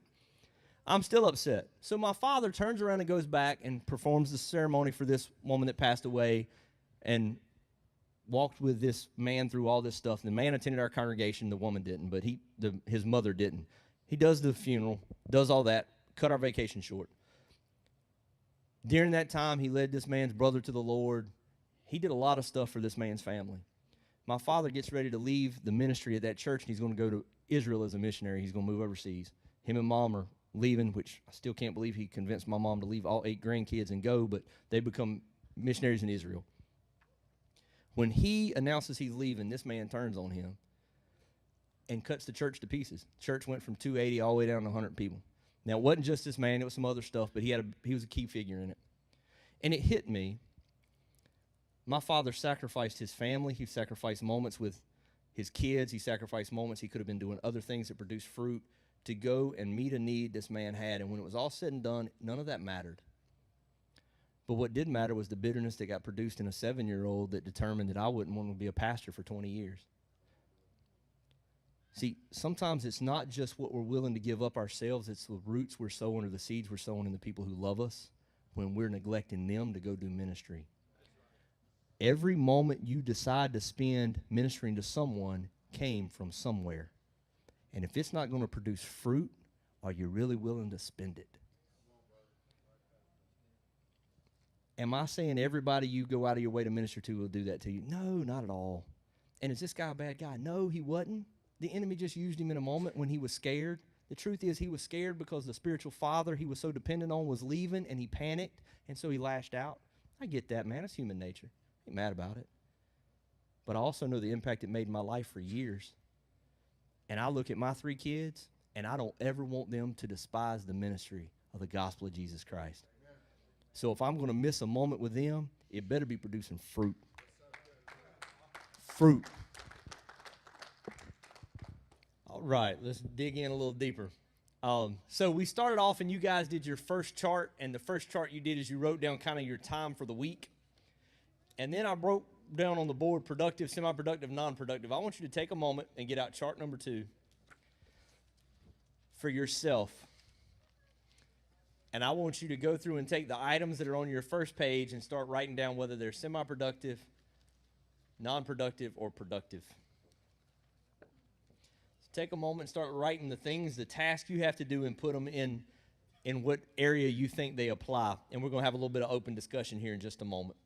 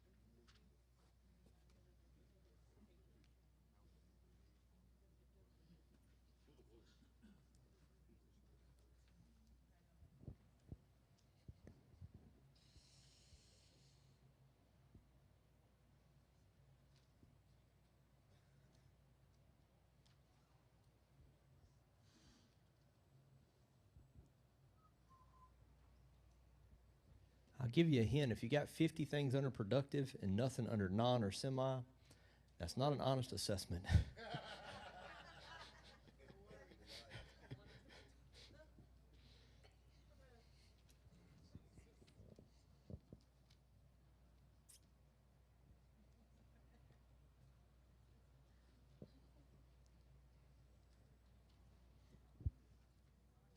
And I'm going to ask for a volunteer to be very bold after here in just a moment, because I'm going to ask you to share some of your stuff so we can talk through it.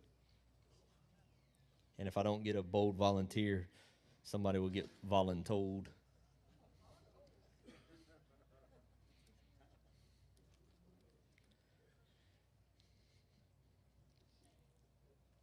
For you guys that are just coming back in, we're taking all of our activities that we put down in chart number 1, the things we do during the week, and we're putting them on chart number 2, and we're breaking them down where they're productive, semi-productive, or non-productive.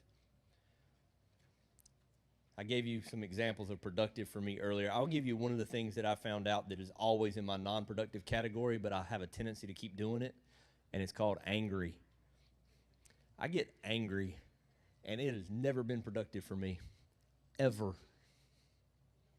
Not a single time has anger been productive for me. And that may be very broad, but it's one of the ones that I'm personally working on. So, frustration doesn't accomplish a thing. It actually releases the wrong spirit too, Yep. especially in your leaders. Man, and that's one of the things I talk about all the time with my, not just my church family, but my family at home, is every time you open your mouth, you even open the gates of hell or the windows of heaven. Yes. Every single time. You're impacting every situation with one or the other, what spirit's coming out of you. That's right. The Bible says, out of the same mouth should not come blessings and cursings, but man, they do it out of us all the time. That's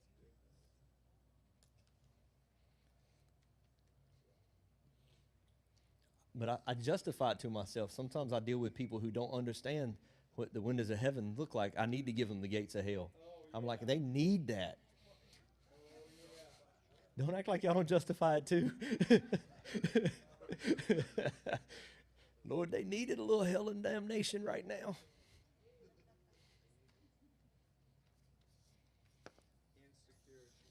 It's always insecurity. I want to, this is have sideline, keep writing. Do you know insecurity is the basis for all sin? Every sin comes from insecurity. When the devil approached Eve in the Garden of Eden, he said, did God really say? And he said, the reason that you eat of this fruit, he don't want you to eat of it is because then you'll be like him, which we was implying is you're not enough as you are. As you currently are, you are not enough. If you eat this, then you will become enough. Every single basis of every sin is insecurity. Satan's sin in heaven came from insecurity. We call it pride, but pride is to compensate for him feeling like he was not enough. He was boastful, but he felt insecure because God was greater than him, so he felt like he was less than enough as he was created, so he tried to achieve more. Insecurity drives all of our sin. Every one of them, every temptation the devil plays on our insecurity.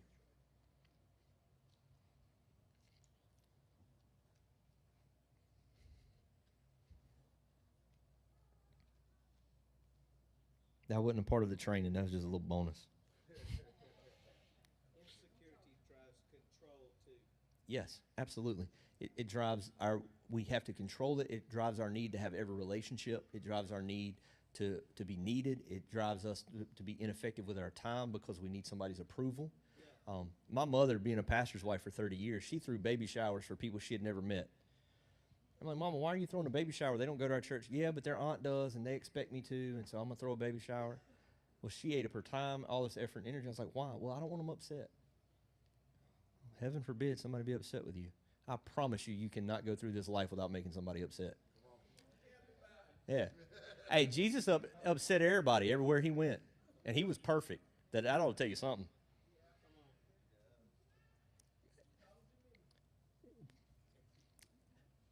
Here's what I found out about it.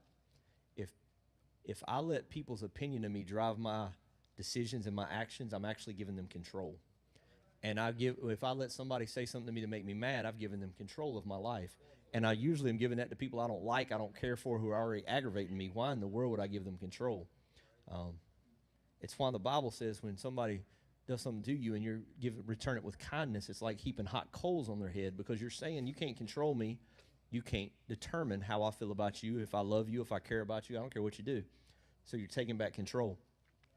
If somebody can make you mad, and there's always that one person who just knows how to irk your nerves. I don't know if y'all understand irk your nerves. That may be a Virginia slang. Somebody just irk my nerves. But when you allow somebody to do that to you, you've given them control of your life. What you're really doing is you're validating their opinion of you.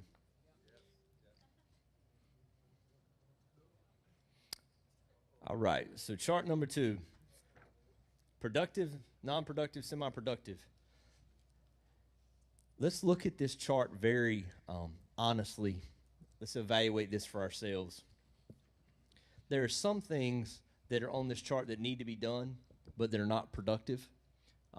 For me, changing the oil in my car. I used to change the oil in my car all the time because when me and my wife first got married, we didn't have any money. She was 18, I was 20, 21.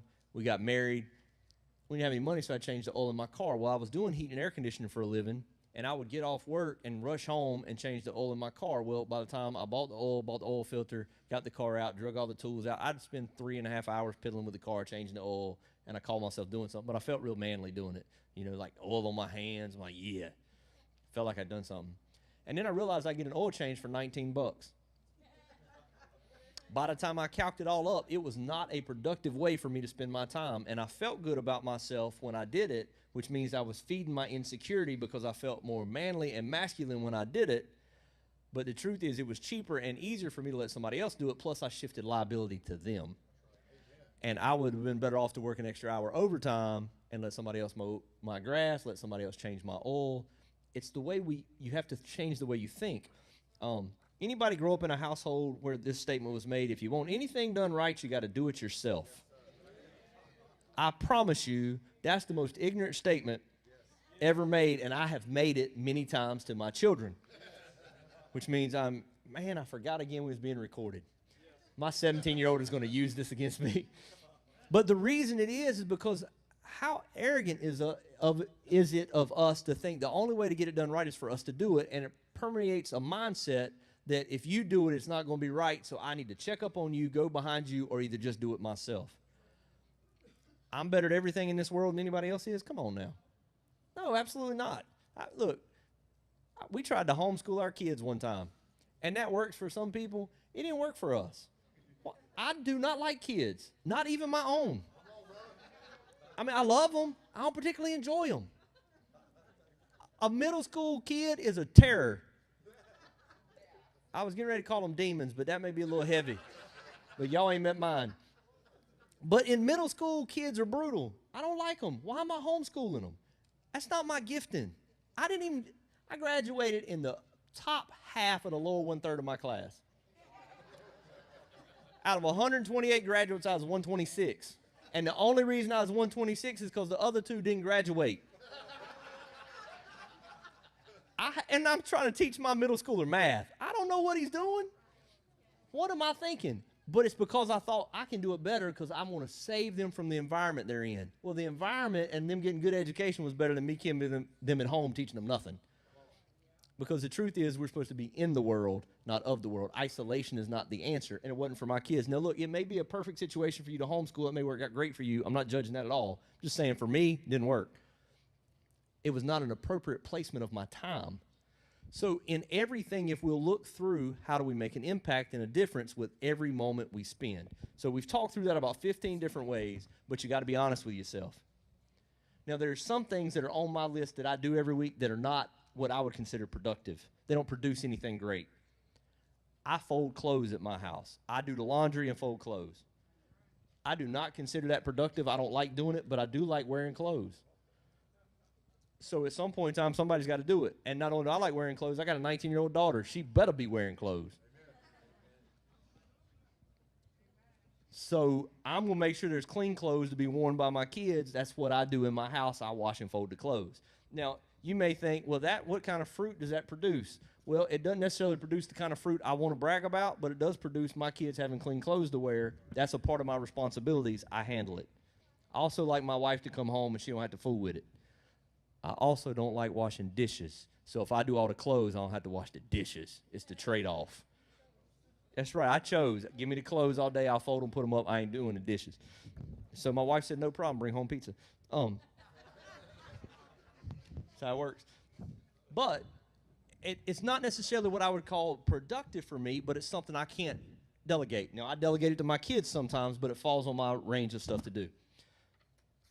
Semi-productive is the hardest one for most people because they're like, well, it's kind of productive and I can see how it could work, but why does it stay in that category? Because it's something that has to be done, but you're actively looking for somebody to give it to train to do it as well as you can. Non-productive means there's people around you who can already do it. Changing your oil, man, there was 5 oil changing places in my town. There was already somebody trained and ready. I could get that off my plate right away. So as we've walked through that, who wants to share with me some of the things on their productive, semi-productive, or non-productive list? Yes, ma'am. You going back there? Hang on just a second. Bishop's bringing you a mic. So you can be on nationwide, around the world. All right, this goes kind of with what you were saying. For productive, I got teaching children to dress themselves. For semi, I got laying out school clothes for all the children individually. Yes. And then for non-productive would be separating the school clothes from the regular clothes. Got you. And let's talk about that for a moment because that's a great example. Thank you for sharing that. You're welcome. When she said teaching the kids to dress themselves, I want to give you the Saul principle. Don't laugh at my art skills. I did as good in art class as I did in math. That's a tree. We put some more branches out here. Those are leaves. They're not great, but they'll do. There's a little knot hole for an owl. All right, we got it covered. You're going to cut down this tree, and you're working yourself to death sawing on this tree. That's a saw. That's an old pool saw. Imagine it. Use your imagination. It's a saw. And you're sawing this tree down, and the whole time the saw is dull, and you're working yourself silly to saw this tree. And somebody's like, why don't you sharpen the saw? I ain't got time. I ain't got time. I got to get this tree cut. Well, stop and sharpen the saw. I ain't got time. I got to cut this tree. And so you work yourself silly trying to cut down a tree where if you'd have stopped for 10 minutes, yes, things would have stopped for a moment, but you'd have sharpened the saw and you could have cut down 10 times as many trees. That seems very simple. When she said, teaching my kids to dress themselves, it's quicker to dress them yourself. It's quicker to tie their shoes than teach them to tie their shoes. It is quicker for you to straighten the chairs in the sanctuary than it is to get somebody else to straighten them and you teach them to do it. It's quicker for you to show up and cut the heat on than it is to teach brother so-and-so how to do it, but it's not the most productive in the long run. There are times in our lives when we got to stop from doing the work that seems so important so that we can produce more. Sharpening the saw, that seems very basic, but often we don't do it. Anything you can get somebody else to do when you give it to them, it's sharpening your saw. Because you've now produced more time. Because you've taken it back. You've taken back control. So as you shift stuff from productive, non-productive, and get them off your plate where you are delegating to others, you are now freeing up your ability to cut more trees, even though it took you a minute or two to do it. Sharpening the saw is walking somebody through the 4 squares of delegation. That takes a minute. It takes some time to train somebody. It takes some time to teach them. But in training somebody to do a task, you can now multiply yourself and your impact. Like in the military. If all we fought the wars with were sergeants, we wouldn't win many wars. But the sergeant spends all his time reproducing himself in all the men he's training. That's all he does. He teaches them everything he knows so that they can go fight the war. On the battlefield, the sergeants are not put up front. Why? Because they're valuable. They can reproduce themselves over and over again. They can give you infinite number of soldiers. An infantryman, he is what he is. He's going to kill what he can kill until he gets killed himself on the battlefield. Playing chess, pawns, queens, the impact is multiplied even though they're both one piece. If you are able to empower others to do ministry, you multiply your impact. I'm driving that point home from 15 different directions. The only limit to the effect you have in this life is you.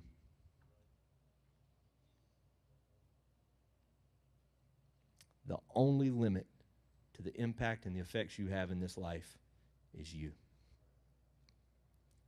I'm going to make it biblical. Jesus said there were 3 men. To one he gave 1 talent. To one he gave 3 talents. To one he gave 5 talents. The man who got 5 talents went out and doubled his. He had 10. The one who had 3 went out and doubled his. The one who had 1 had hid his in the ground, was scared something would go with it, and he said, I knew you were a hard man, and you came back. I want to make sure I could give you back what you gave me. And he got called a lazy, wicked servant. God expects multiplication. Adam and Eve in the garden, one of the first commands, be fruitful and multiply. We must multiply the giftings God has given us by training, teaching, empowering, and passing them to others, and God will give you more gifts and more influence as you give away what you have. The guy who had 5 and turned it into 10, God took the 1 from the lazy, wicked servant and gave it to him. Why? Because he knew he was going to get something back. He knew he was going to do something with it. Faithful over a few things make you ruler over many. I'll make the same point again. Why would God give you more influence when you're not maximizing what you have? I'm going to make it real personal to you. Your kids are the greatest place of influence you will have on this earth because you have the maximum amount of time to spend with them and you invest in them. If you are not investing and teaching godly principles into your children, why would God give you more people to invest and spend time with and to influence? It's your number 1 ministry. Greatest place of influence is your children. If you are faithful in that arena, God will give you spiritual children to pour into. Timothy said you can't put a person in leadership that's not a head of their household, that's not in control of their house. It's not the man of the house. They're supposed to be the leader of their home. Why? Because if you can do it at home, God can trust you to multiply it. So if your house is not in order, start there. And God didn't say that to y'all. God said that to me. Sometimes God needs to give you a moment of self-evaluation. Make sure your junk's right at home. Delegate. Walk it through the squares. You want to take stuff off of your plate, push it down. If there's anything underneath your productive category that someone else can do, give it to them. And it doesn't mean they'll do it as good as you. I get this pushback from pastors and leaders all the time. Well, I can give it to them, but they're not as good as me. Yeah, I know, but you weren't this good when you started either. You had to grow into it. If they are 60% as good as you, let them do it and let them grow into it. If it's a gifting they have, let them develop into it. Give it to them and understand for a minute, the work is going to stop. But it's because the saw's being sharpened. So, yep, they'll be ineffective for a minute. Yes, you may have to pick up some message. You may have to cover some of it up. They're not as good at it as you are. Give them a minute to grow into it, develop them. One of the greatest things a leader can do is allow the person they're handing stuff off to fail, because you will learn 10 times more through failure than you will through success. Failure is painful, but it's a great teacher. Allow people the ability to fail, and you'll still support them and pick them up. You don't quit on them. Walk them through it. It's the preparation to multiply yourself and to get things done. So as you're delegating stuff down off of your list, and they're not quite as good as you, so it'll take a moment. So I want you to understand, what we're talking about today is not time management, by the way. We are talking about managing time, but it's not time management. What we're talking about is growing the kingdom of God by maximizing his resources. And the greatest resource the kingdom of God has, like any organization, is the people. These are the maximum resources. So we got to maximize our personal time, so then we're now cognizant of the time we're using volunteers, the people that are under us. We're helping them maximize their time, so we're all getting most effective in our walk. As we're doing that, not only are we maximizing their time, we're identifying their giftings and trying to get them in the exact right seat in ministry. Because somebody may be horrible singing. Pastors in the room, you ever have somebody want to be on your worship team? And their mama has lied to them for years and told them they can sing? Mama loved them. She was just trying not to hurt their feelings. Oh, baby, you sound great. No, they don't. Don't lie to Pookie. They sound horrible. And now somebody's got to tell them the truth. Baby, you can't sing. But if they've got an ear for music, they may be phenomenal in the sound booth. So instead of crushing them dreams, say, whoa, hold on. Instead of me talking about how they can't sing, I can talk about, man, I like the way you can hear. Because a lot of people can hear music, but they can't hear themselves. hold on, if you got an ear for music, man, you would be a great asset in the booth. We need somebody in the sound booth who can hear music.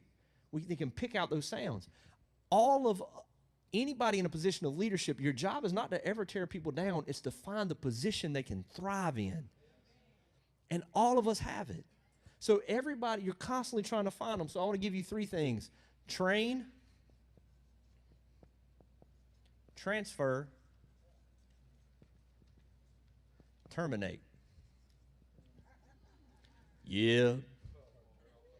Mm-hmm. Anybody ever tried to fire a volunteer? It ain't fun. So train them.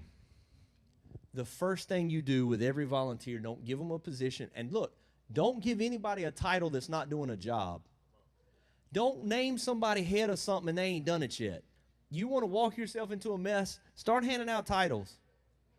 Because you'll get a church full of people who are entitled but ain't doing nothing, and you can't change them. Don't give somebody a title. I made this mistake one time in pastoring. I will never do it again because it about killed me. I named somebody as our student director, and they had not even worked with the students yet, but I saw all this potential in them, and they came, man, they looked the part, they sounded right, they had no grit. But once they got the title, they thought they could lead from a position of power because I got a title. You're going to do what I told you to do. And that about ran off 50 people before I could get rid of them.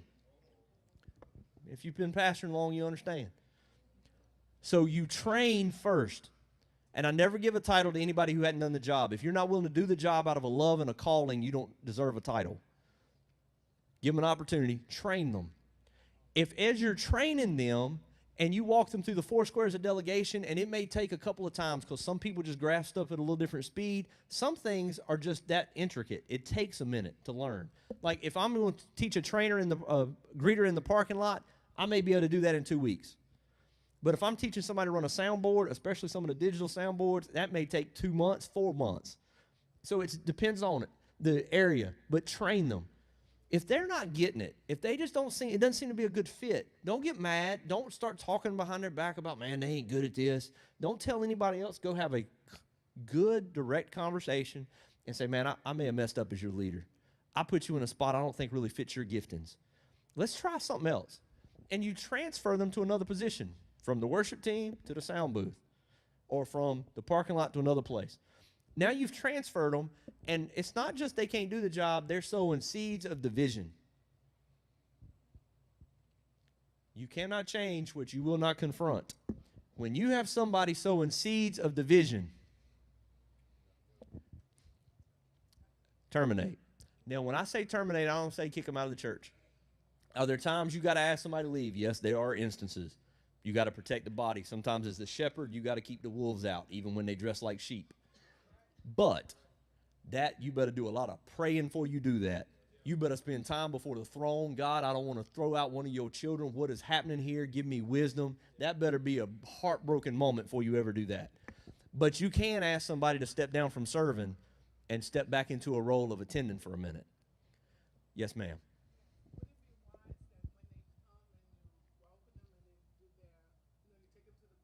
Yeah.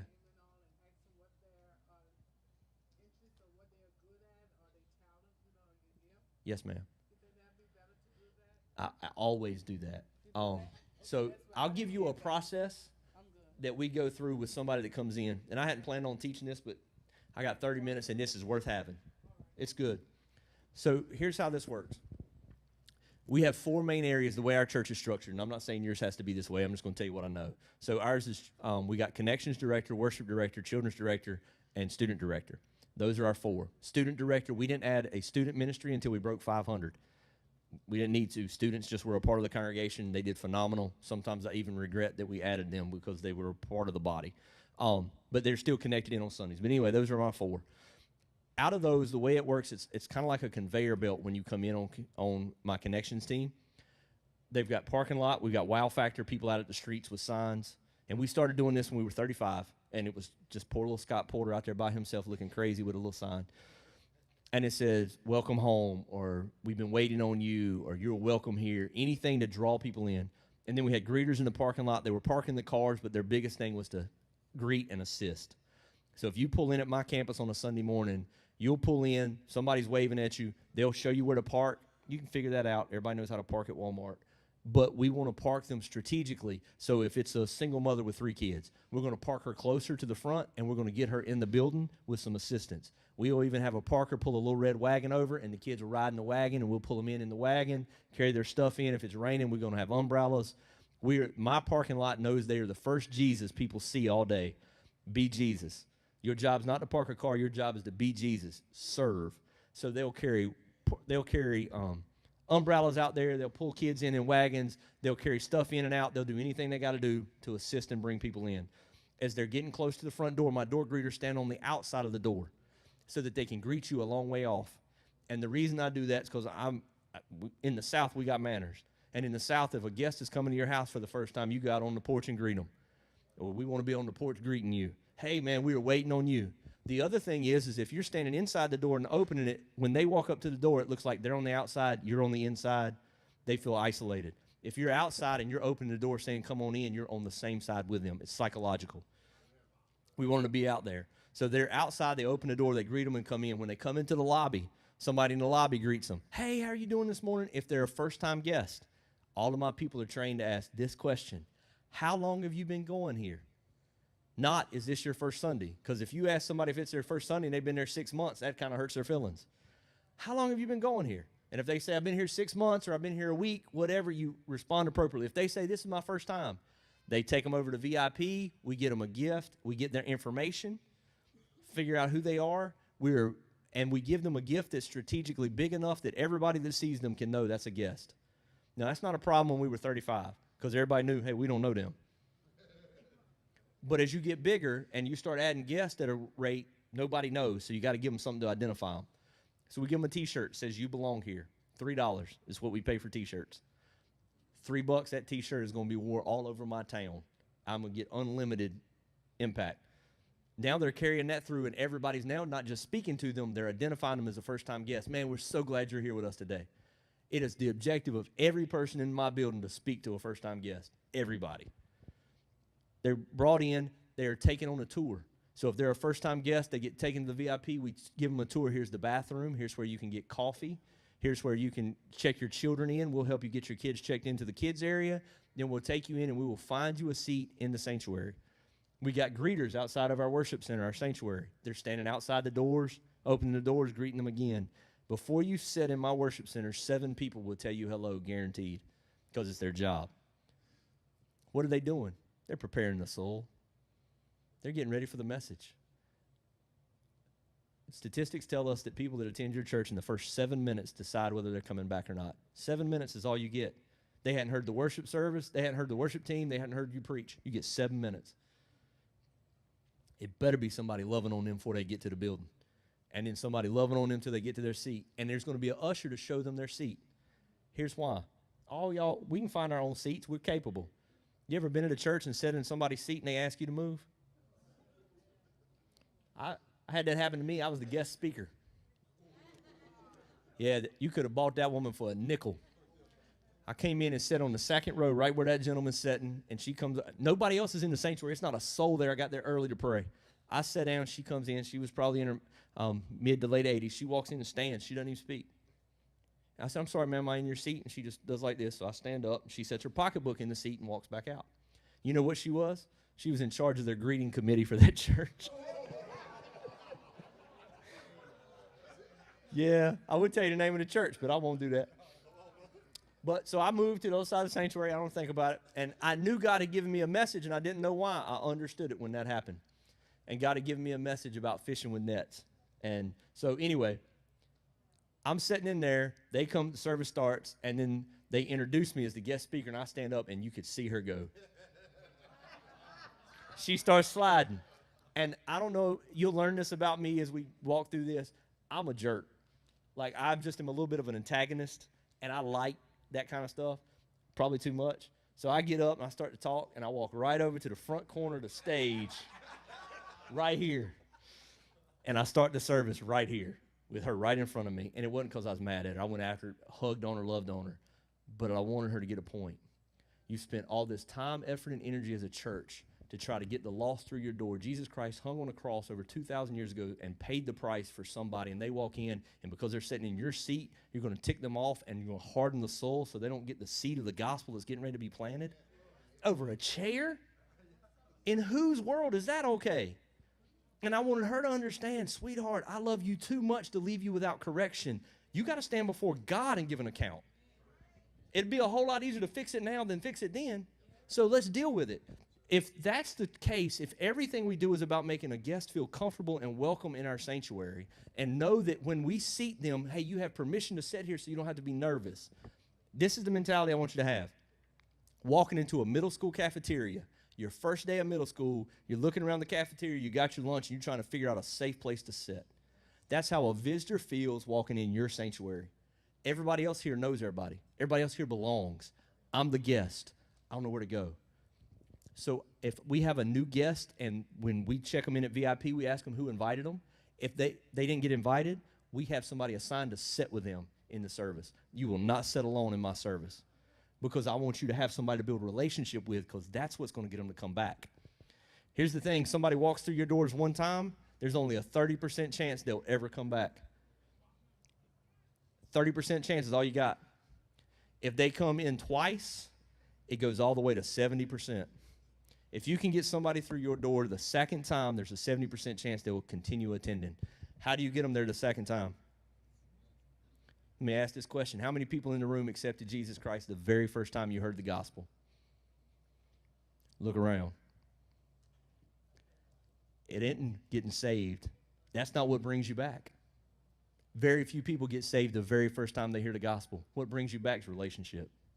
Somebody was nice to me. Somebody was kind to me. Somebody loved on me. Somebody made me feel like I belonged. They made me feel like I was important. I wasn't being judged. I wasn't being condemned. Nobody was looking down on me.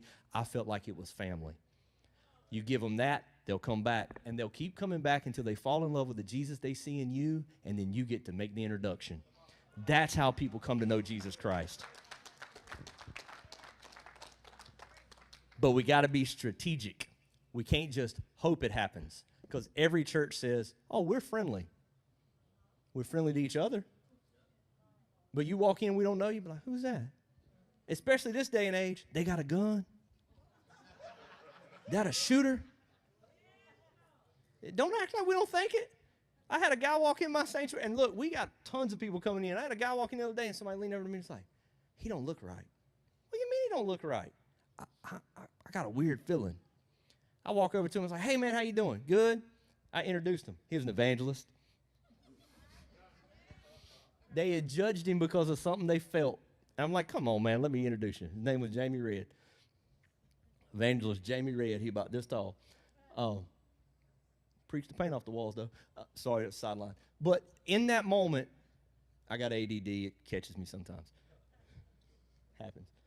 In that moment, everything has to be strategic about getting people to a place where they feel like they're comfortable and they belong. Last year, in June and July, I was out of my pulpit 7 weeks in a row. 7 weeks in a row, I didn't preach. My church grew. You want to take your ego out of it? They better without you than they are with you. Why? Because preaching doesn't grow the church. What grows the church is the relationships people have with each other. That's what grows it. It's what, look, most churches in America are family churches. People are related. They have a relationship. That's why they come. You want to grow your church, build more relationships. Let people have opportunities to build relationships. You come through my doors, we get all your information, you come into service, you've been greeted 7 times before you sit in your seat. When the worship starts, you're already predisposed to like what's coming because you like the people. And so your heart has been prepared for the gospel that's getting ready to be presented. And it's presented through song, and it's presented through the message, and it's intentional. And then when you get ready to leave, it's exact opposite. It reverses. My ushers are back in place. They're greeting you on the way out. There's somebody at the worship center doors. There's people in the lobby, and there's people in the parking lot. The same people you saw coming in, you're going to see going out, and they're going to say to you, man, can't wait to see you next week, in an expectation you're coming back. Number one thing that grows my church is my parking lot when people pull in. The number 2 thing that grows my church is my parking lot when people pull out. The first and last impressions are what everybody remembers. It's what they remember. So impact those intentionally. Now I've gotten their information, so I'm going to follow up with them. I'm going to follow up with them by my follow-up team, which is a part of my connections. is going to call them that week.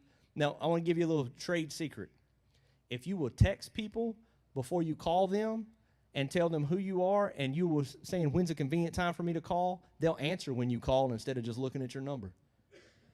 Because I'm not answering a number on my cell phone I don't know. So we text all our guests first and say, this is so-and-so with Compassion Axton. We want your input about how you thought the experience went. If they feel like they get a say-so, they'll answer the phone. Everybody wants to have input. That's what you ask them. We want your input at how your experience was when you came to Compassion Axton. When's a convenient time for us to call you? And they'll text you back a time.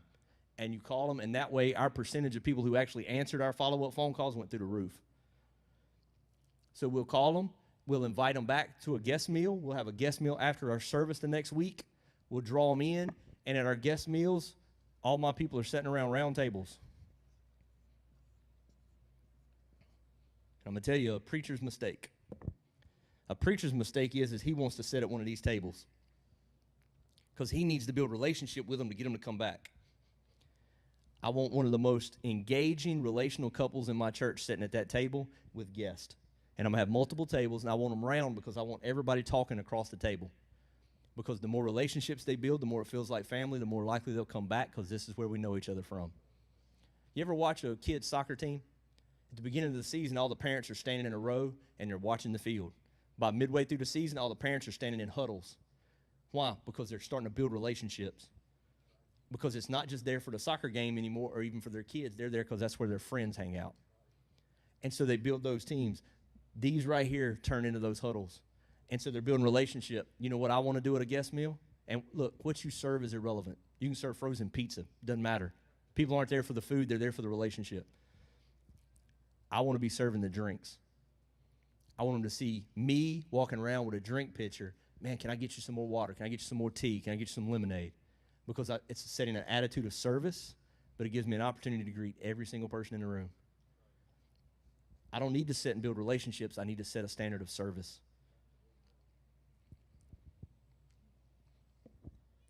I even time manage in that. My time, if I sit at one table, I get to impact 4 lives. If I walk around the room, I can impact however many people's in the room, 25, 35, 40, depending on it.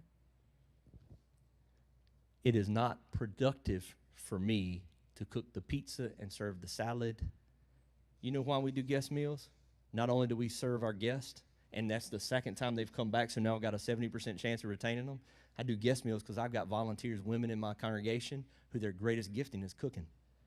Their greatest gifting is they can throw down in the kitchen. I get them to show off a little bit. And now they're feeding strangers. They're thrilled because they're using the gifting that God gave them to serve other people. The other people are thrilled because the food's better than anything they got in a restaurant. And it's all servant mentality. So now I've got a place for them to serve. It's a multiplying effect. But the women who are serving can't also be sitting at the tables because they won't have time. How many of y'all have ever done a big church meal and invited a bunch of guests, and all the people in your church are so busy working they don't ever get to meet the guest? The point is the relationship. Everybody has an intentional role. The other thing is I don't want my guests standing in line getting their food. I want them to be served while they sit. I want them to have as much time as possible to talk. That's from a church perspective, time management. Let's look at it from other perspectives. As you're sitting in this room tonight, maybe you have a job, you've got a family, you've got all these different things you're trying to keep up with. I got 17 minutes. You're trying to keep up with imbalance. You've got all these things that you're handling. How do you prioritize what gets done in a day and what doesn't? Most of us prioritize by what's screaming at us the loudest. We don't prioritize based on what needs to be done the most or what's going to produce the most impact, just what's screaming the loudest. Is that true? So if whoever or whatever issue is screaming the loudest, putting the most pressure on us, we respond to, well, that eats up a chunk of time, and now whatever we had to get done doesn't get handled. Think if we did that with our money, because most of us do. And you need to pay the rent, but the rent is 30 days out. But you also need to pay the car payment, and it's 15 days out. And you also need to pay the water bill and the power bill, but they're 17, 18 days out. So you prioritize by which one's further away, not which one's most important. And you go to Walmart and you're standing in line and they got these really cool candy things that you push the button and the fan blows. And your kid picks it up and it's pitching a teetotal fit, and that thing doesn't cost but a couple dollars, and so you go ahead and buy that for them so that they'll hush in the moment because they're loud and annoying you. But if you do that 3 or 4 times during that month, you're going to come up short on something. And so you pay the power bill, but it's time to pay the rent, and you ain't got enough money to pay for the rent. So I have lights in that house that I can no longer live in. Anybody ever done that? I have lived in that moment. And I called the landlord, was like, I am so sorry. Man, I'm going to be a little late this month. He said, yeah, you weren't late at the Golden Corral the other day. Well, man, you don't understand. On Tuesday, they got sirloin tips on the buffet. You don't understand. I was young. We were figuring it out. But because I was hungry in the moment, I had something that I couldn't say no to. I didn't have what I needed in the long run. How many times is that true with our time? And God has things we were called to accomplish, things that would bring us real purpose and real value and meaning, but because we don't have enough self-control to ignore what's yelling at us, we don't walk to it. I want you to do that with everything on your timeline, and that will make you intentional on pushing things down, ministry down, activities down. It will help you develop and grow the people you push it down to, not just in ministry, with your kids. As you push down responsibility, you help them grow. And as you push down more and more of that responsibility, more and more things get done around the house without your effort, you can pay attention to greater things. It's true in every aspect of life. So time management actually empowers you to live a life free. It's freedom. Did Jesus do time management? Did everybody that wanted to see Jesus get to see Jesus? Matter of fact, his mother and brothers showed up one time and said, they said, your mother and brothers are at the door. He said, who's my mother and brothers? I got things to do. And he thought, man, that's cold, Jesus. Did we not, if anybody ever read that and thought, again, I'm from the South. If I did that to my mama, she would backhand me. I'm outside. You better come see me. Jesus is setting a standard of there are things that I'm called to accomplish that the Father has tasked me with that are more important than appeasing everybody around me. If you are in ministry and you do not grasp that, you will spend your life chasing the approval of people that you will never obtain. It's tough because you're like, man, I want everybody to like me. Me too. But some of y'all don't like me. That's okay. I love you. I'll see you in eternity. We'll work the differences out there.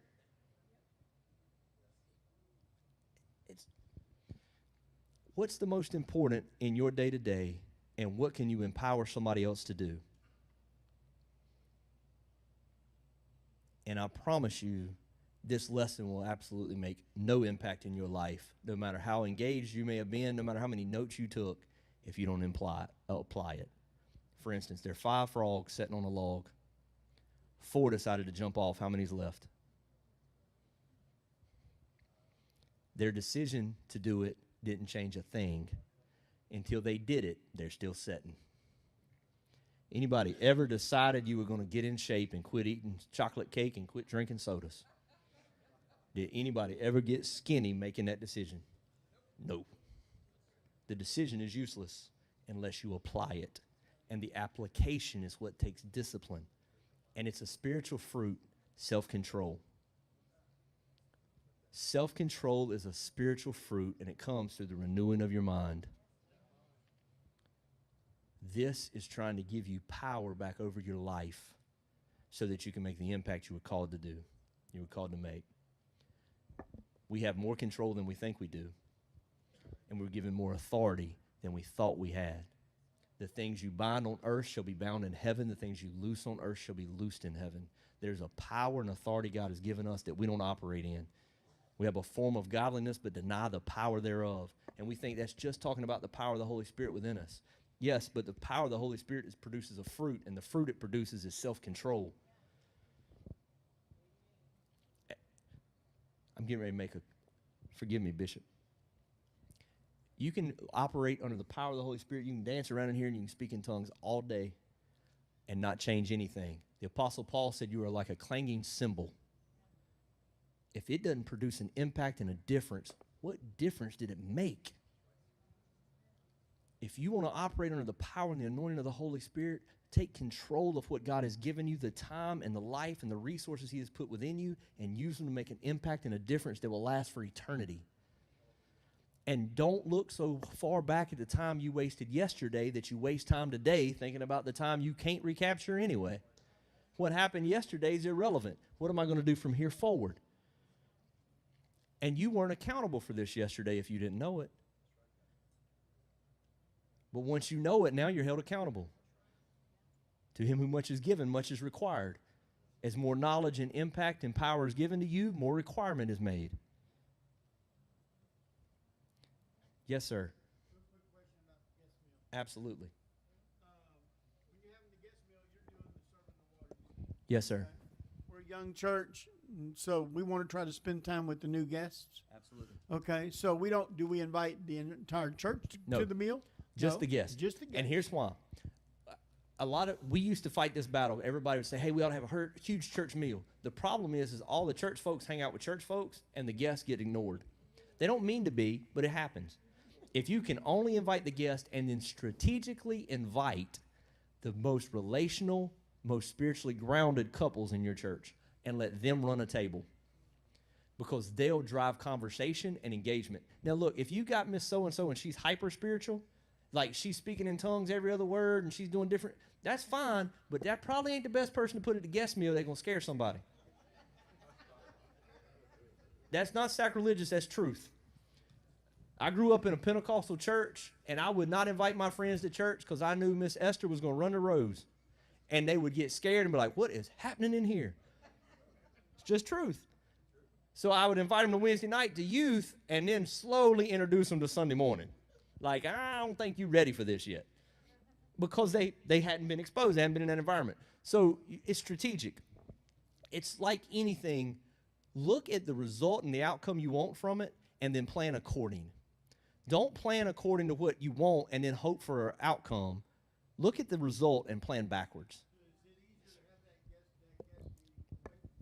No, I want it in the building, and I want it directly after a service. And the reason being is because I want to use it as a way to get them to that second visit, which increases from 30% to a 70% chance they'll return. And I want them spending another moment in my sanctuary. Now, listen, we call these waves, but we do special events, and we do 3 a year. And those special events, all I do with it is drive a huge visitor flow. And then after that, I do guest meals and connect them on the back end. But those have to be at a normal service time. Churches waste all kinds of time and effort and energy doing special events that are on a different day or at a different building. And you've got to get them in your building at a scheduled service time so they get accustomed to coming in and out when everybody else does at that set time, and they feel like they're coming to church. Got to organize it, and you've got to be strategic with your follow-up. Anybody ever had a huge guest flow at an event like an Easter, and then the next Sunday it's right back down and you're just depressed? The connect meal and the connection process is how you close your back door. So you can have all the guests, like you can have a huge Easter, but that's not over. Like most pastors take a picture, put it on Facebook, put their numbers out there. They brag about how many folks they had. Most of us exaggerate it, let's be honest. And then we go home and take a nap and think, my job is done. I had a great Easter. The job is not to get them to attend. The job is to make disciples. Well, if that's the case, I need to get them coming consistently. So that's not the end of the game. That's halftime. Easter Sunday's halftime. Christmas Sunday, halftime. Second half is me connecting all those people, and we're going to work our hind ends off. We got 24 to 48 hours to make our first contact with them. So I got a team. And look, my team started off with 2 little retired ladies in my church who were willing to call everybody, and it's developed into a group of people. But they call every single guest within 24 hours of their visit in my church. And they text them, which is really funny, watching someone figure out texting, because I got people in their mid-80s that are sending out text messages. And it's funny to watch that process go down. But they'll text them first, then they'll follow up with a call, they'll invite them, and it's hard to tell Granny I ain't coming. So when Granny calls, makes a phone call, she's like, hey, sweetie, how are you doing? You think, oh, well, you got to have a young person calling to reach a young generation. It's not true at all. It's not true at all. Matter of fact, most of the time they're thrilled to talk to somebody who's interested in them from a different generation. My church is slam full of 25 to 35-year-olds. But my connections team was started with a couple of retired women who had time to make the phone calls. And they draw them in. They ask them to come. At that guest meal, my kids don't eat at that table with the adults. Because a parent who's worried about feeding a baby, dealing with a child, getting the food, they're not building a relationship with anybody. They're just hoping their kid don't break something. No. It just happened to be who worked for mine. No, I think anybody does it. I don't have a single position that's male or female divided that way. I think that it can be effective anyway. It just happened to be my case. That's who started my team. Now my team has a couple of guys in their mid-20s that are on it that do great. But we're also strategic about that. A single woman comes, a guy doesn't call her. We're strategic. We're very strategic because the enemy's looking for any way to get in. So wise as serpents, gentle as doves. Be shrewd. So we're very strategic with that. But when the kids come, we have a kids party in another room. So my kids workers, my best kids workers, take the kids out and they eat pizza and ice cream in another room, and I jack them up on caffeine, and them kids have the best time they've ever had because I want them crying when they leave. Mama, I don't want to go home. It's my favorite place ever. It's better than Chuck E. Cheese. I want them coming. I want them begging mom and dad to come back next week. I'll do whatever it takes, baby. Is that caffeine or sugar you give them? Caffeine, sugar, it doesn't matter. We'll set up inflatables. We will do whatever it takes. We will have Nerf gun wars. We'll do anything for those kids to have a ball. All right, we got about 3 minutes. 3 minutes. I want one last point, and I'm going to be done. If you can hook the kids, it used to be that fathers picked where families went to church. The children dictate where children go to church these days. The kids dictate it. And a church family will ask a kid, what did you learn? An unchurched family will ask a kid, did you have fun? Your kids' area better be clean, better be safe, better be fun. And in that, we're going to give them the gospel, but we got to give it to them in an environment where we can keep them coming. Man, thank you guys so much for having me. I really appreciate you guys and your attentiveness. You guys are phenomenal. Hey, guys, y'all done absolutely awesome. It's 9 o'clock at night, and you're still in church. Can you believe that? Has it been good or what? All right. Okay. Listen, everything's recorded. All the sessions we've done, the last 3 we've done is at rickysinclair.com, right? Okay. All right. Praise the Lord. So you can go there, and then we do this every other month. We come together like this. So I've got your addresses. I'm going to be contacting y'all when we do it again, and I want you to come back. Let's close in prayer, and we're going to get you out of here. Lord, thank you so much for this time that we've had. Thank you for every church, every pastor, every leader that's represented in this place tonight. Thank you for every family. Now, Lord, as we go home tonight, Lord, I pray that you'll send your grace, your angels to encamp around those, especially those that are driving long distances. God, I pray that you'll meet every need, that you'll cause increase, God, in every area, every aspect of our lives. I pray over every church that's represented in this place tonight. I pray, Lord, that you will send laborers, Father, that you will send people from the north, the south, the west, the east, oh great God, that you'll put a desire in them, Lord, for your kingdom, God, a desire to do the great work of building your kingdom here on earth. Now, Lord, let your favor and your blessing be upon each and every person that's here tonight, Lord. We honor, we love, and we bless them now in the mighty name of Jesus Christ our Lord. Come on, shout in this place. He's worthy. Have a great, great night. We love you.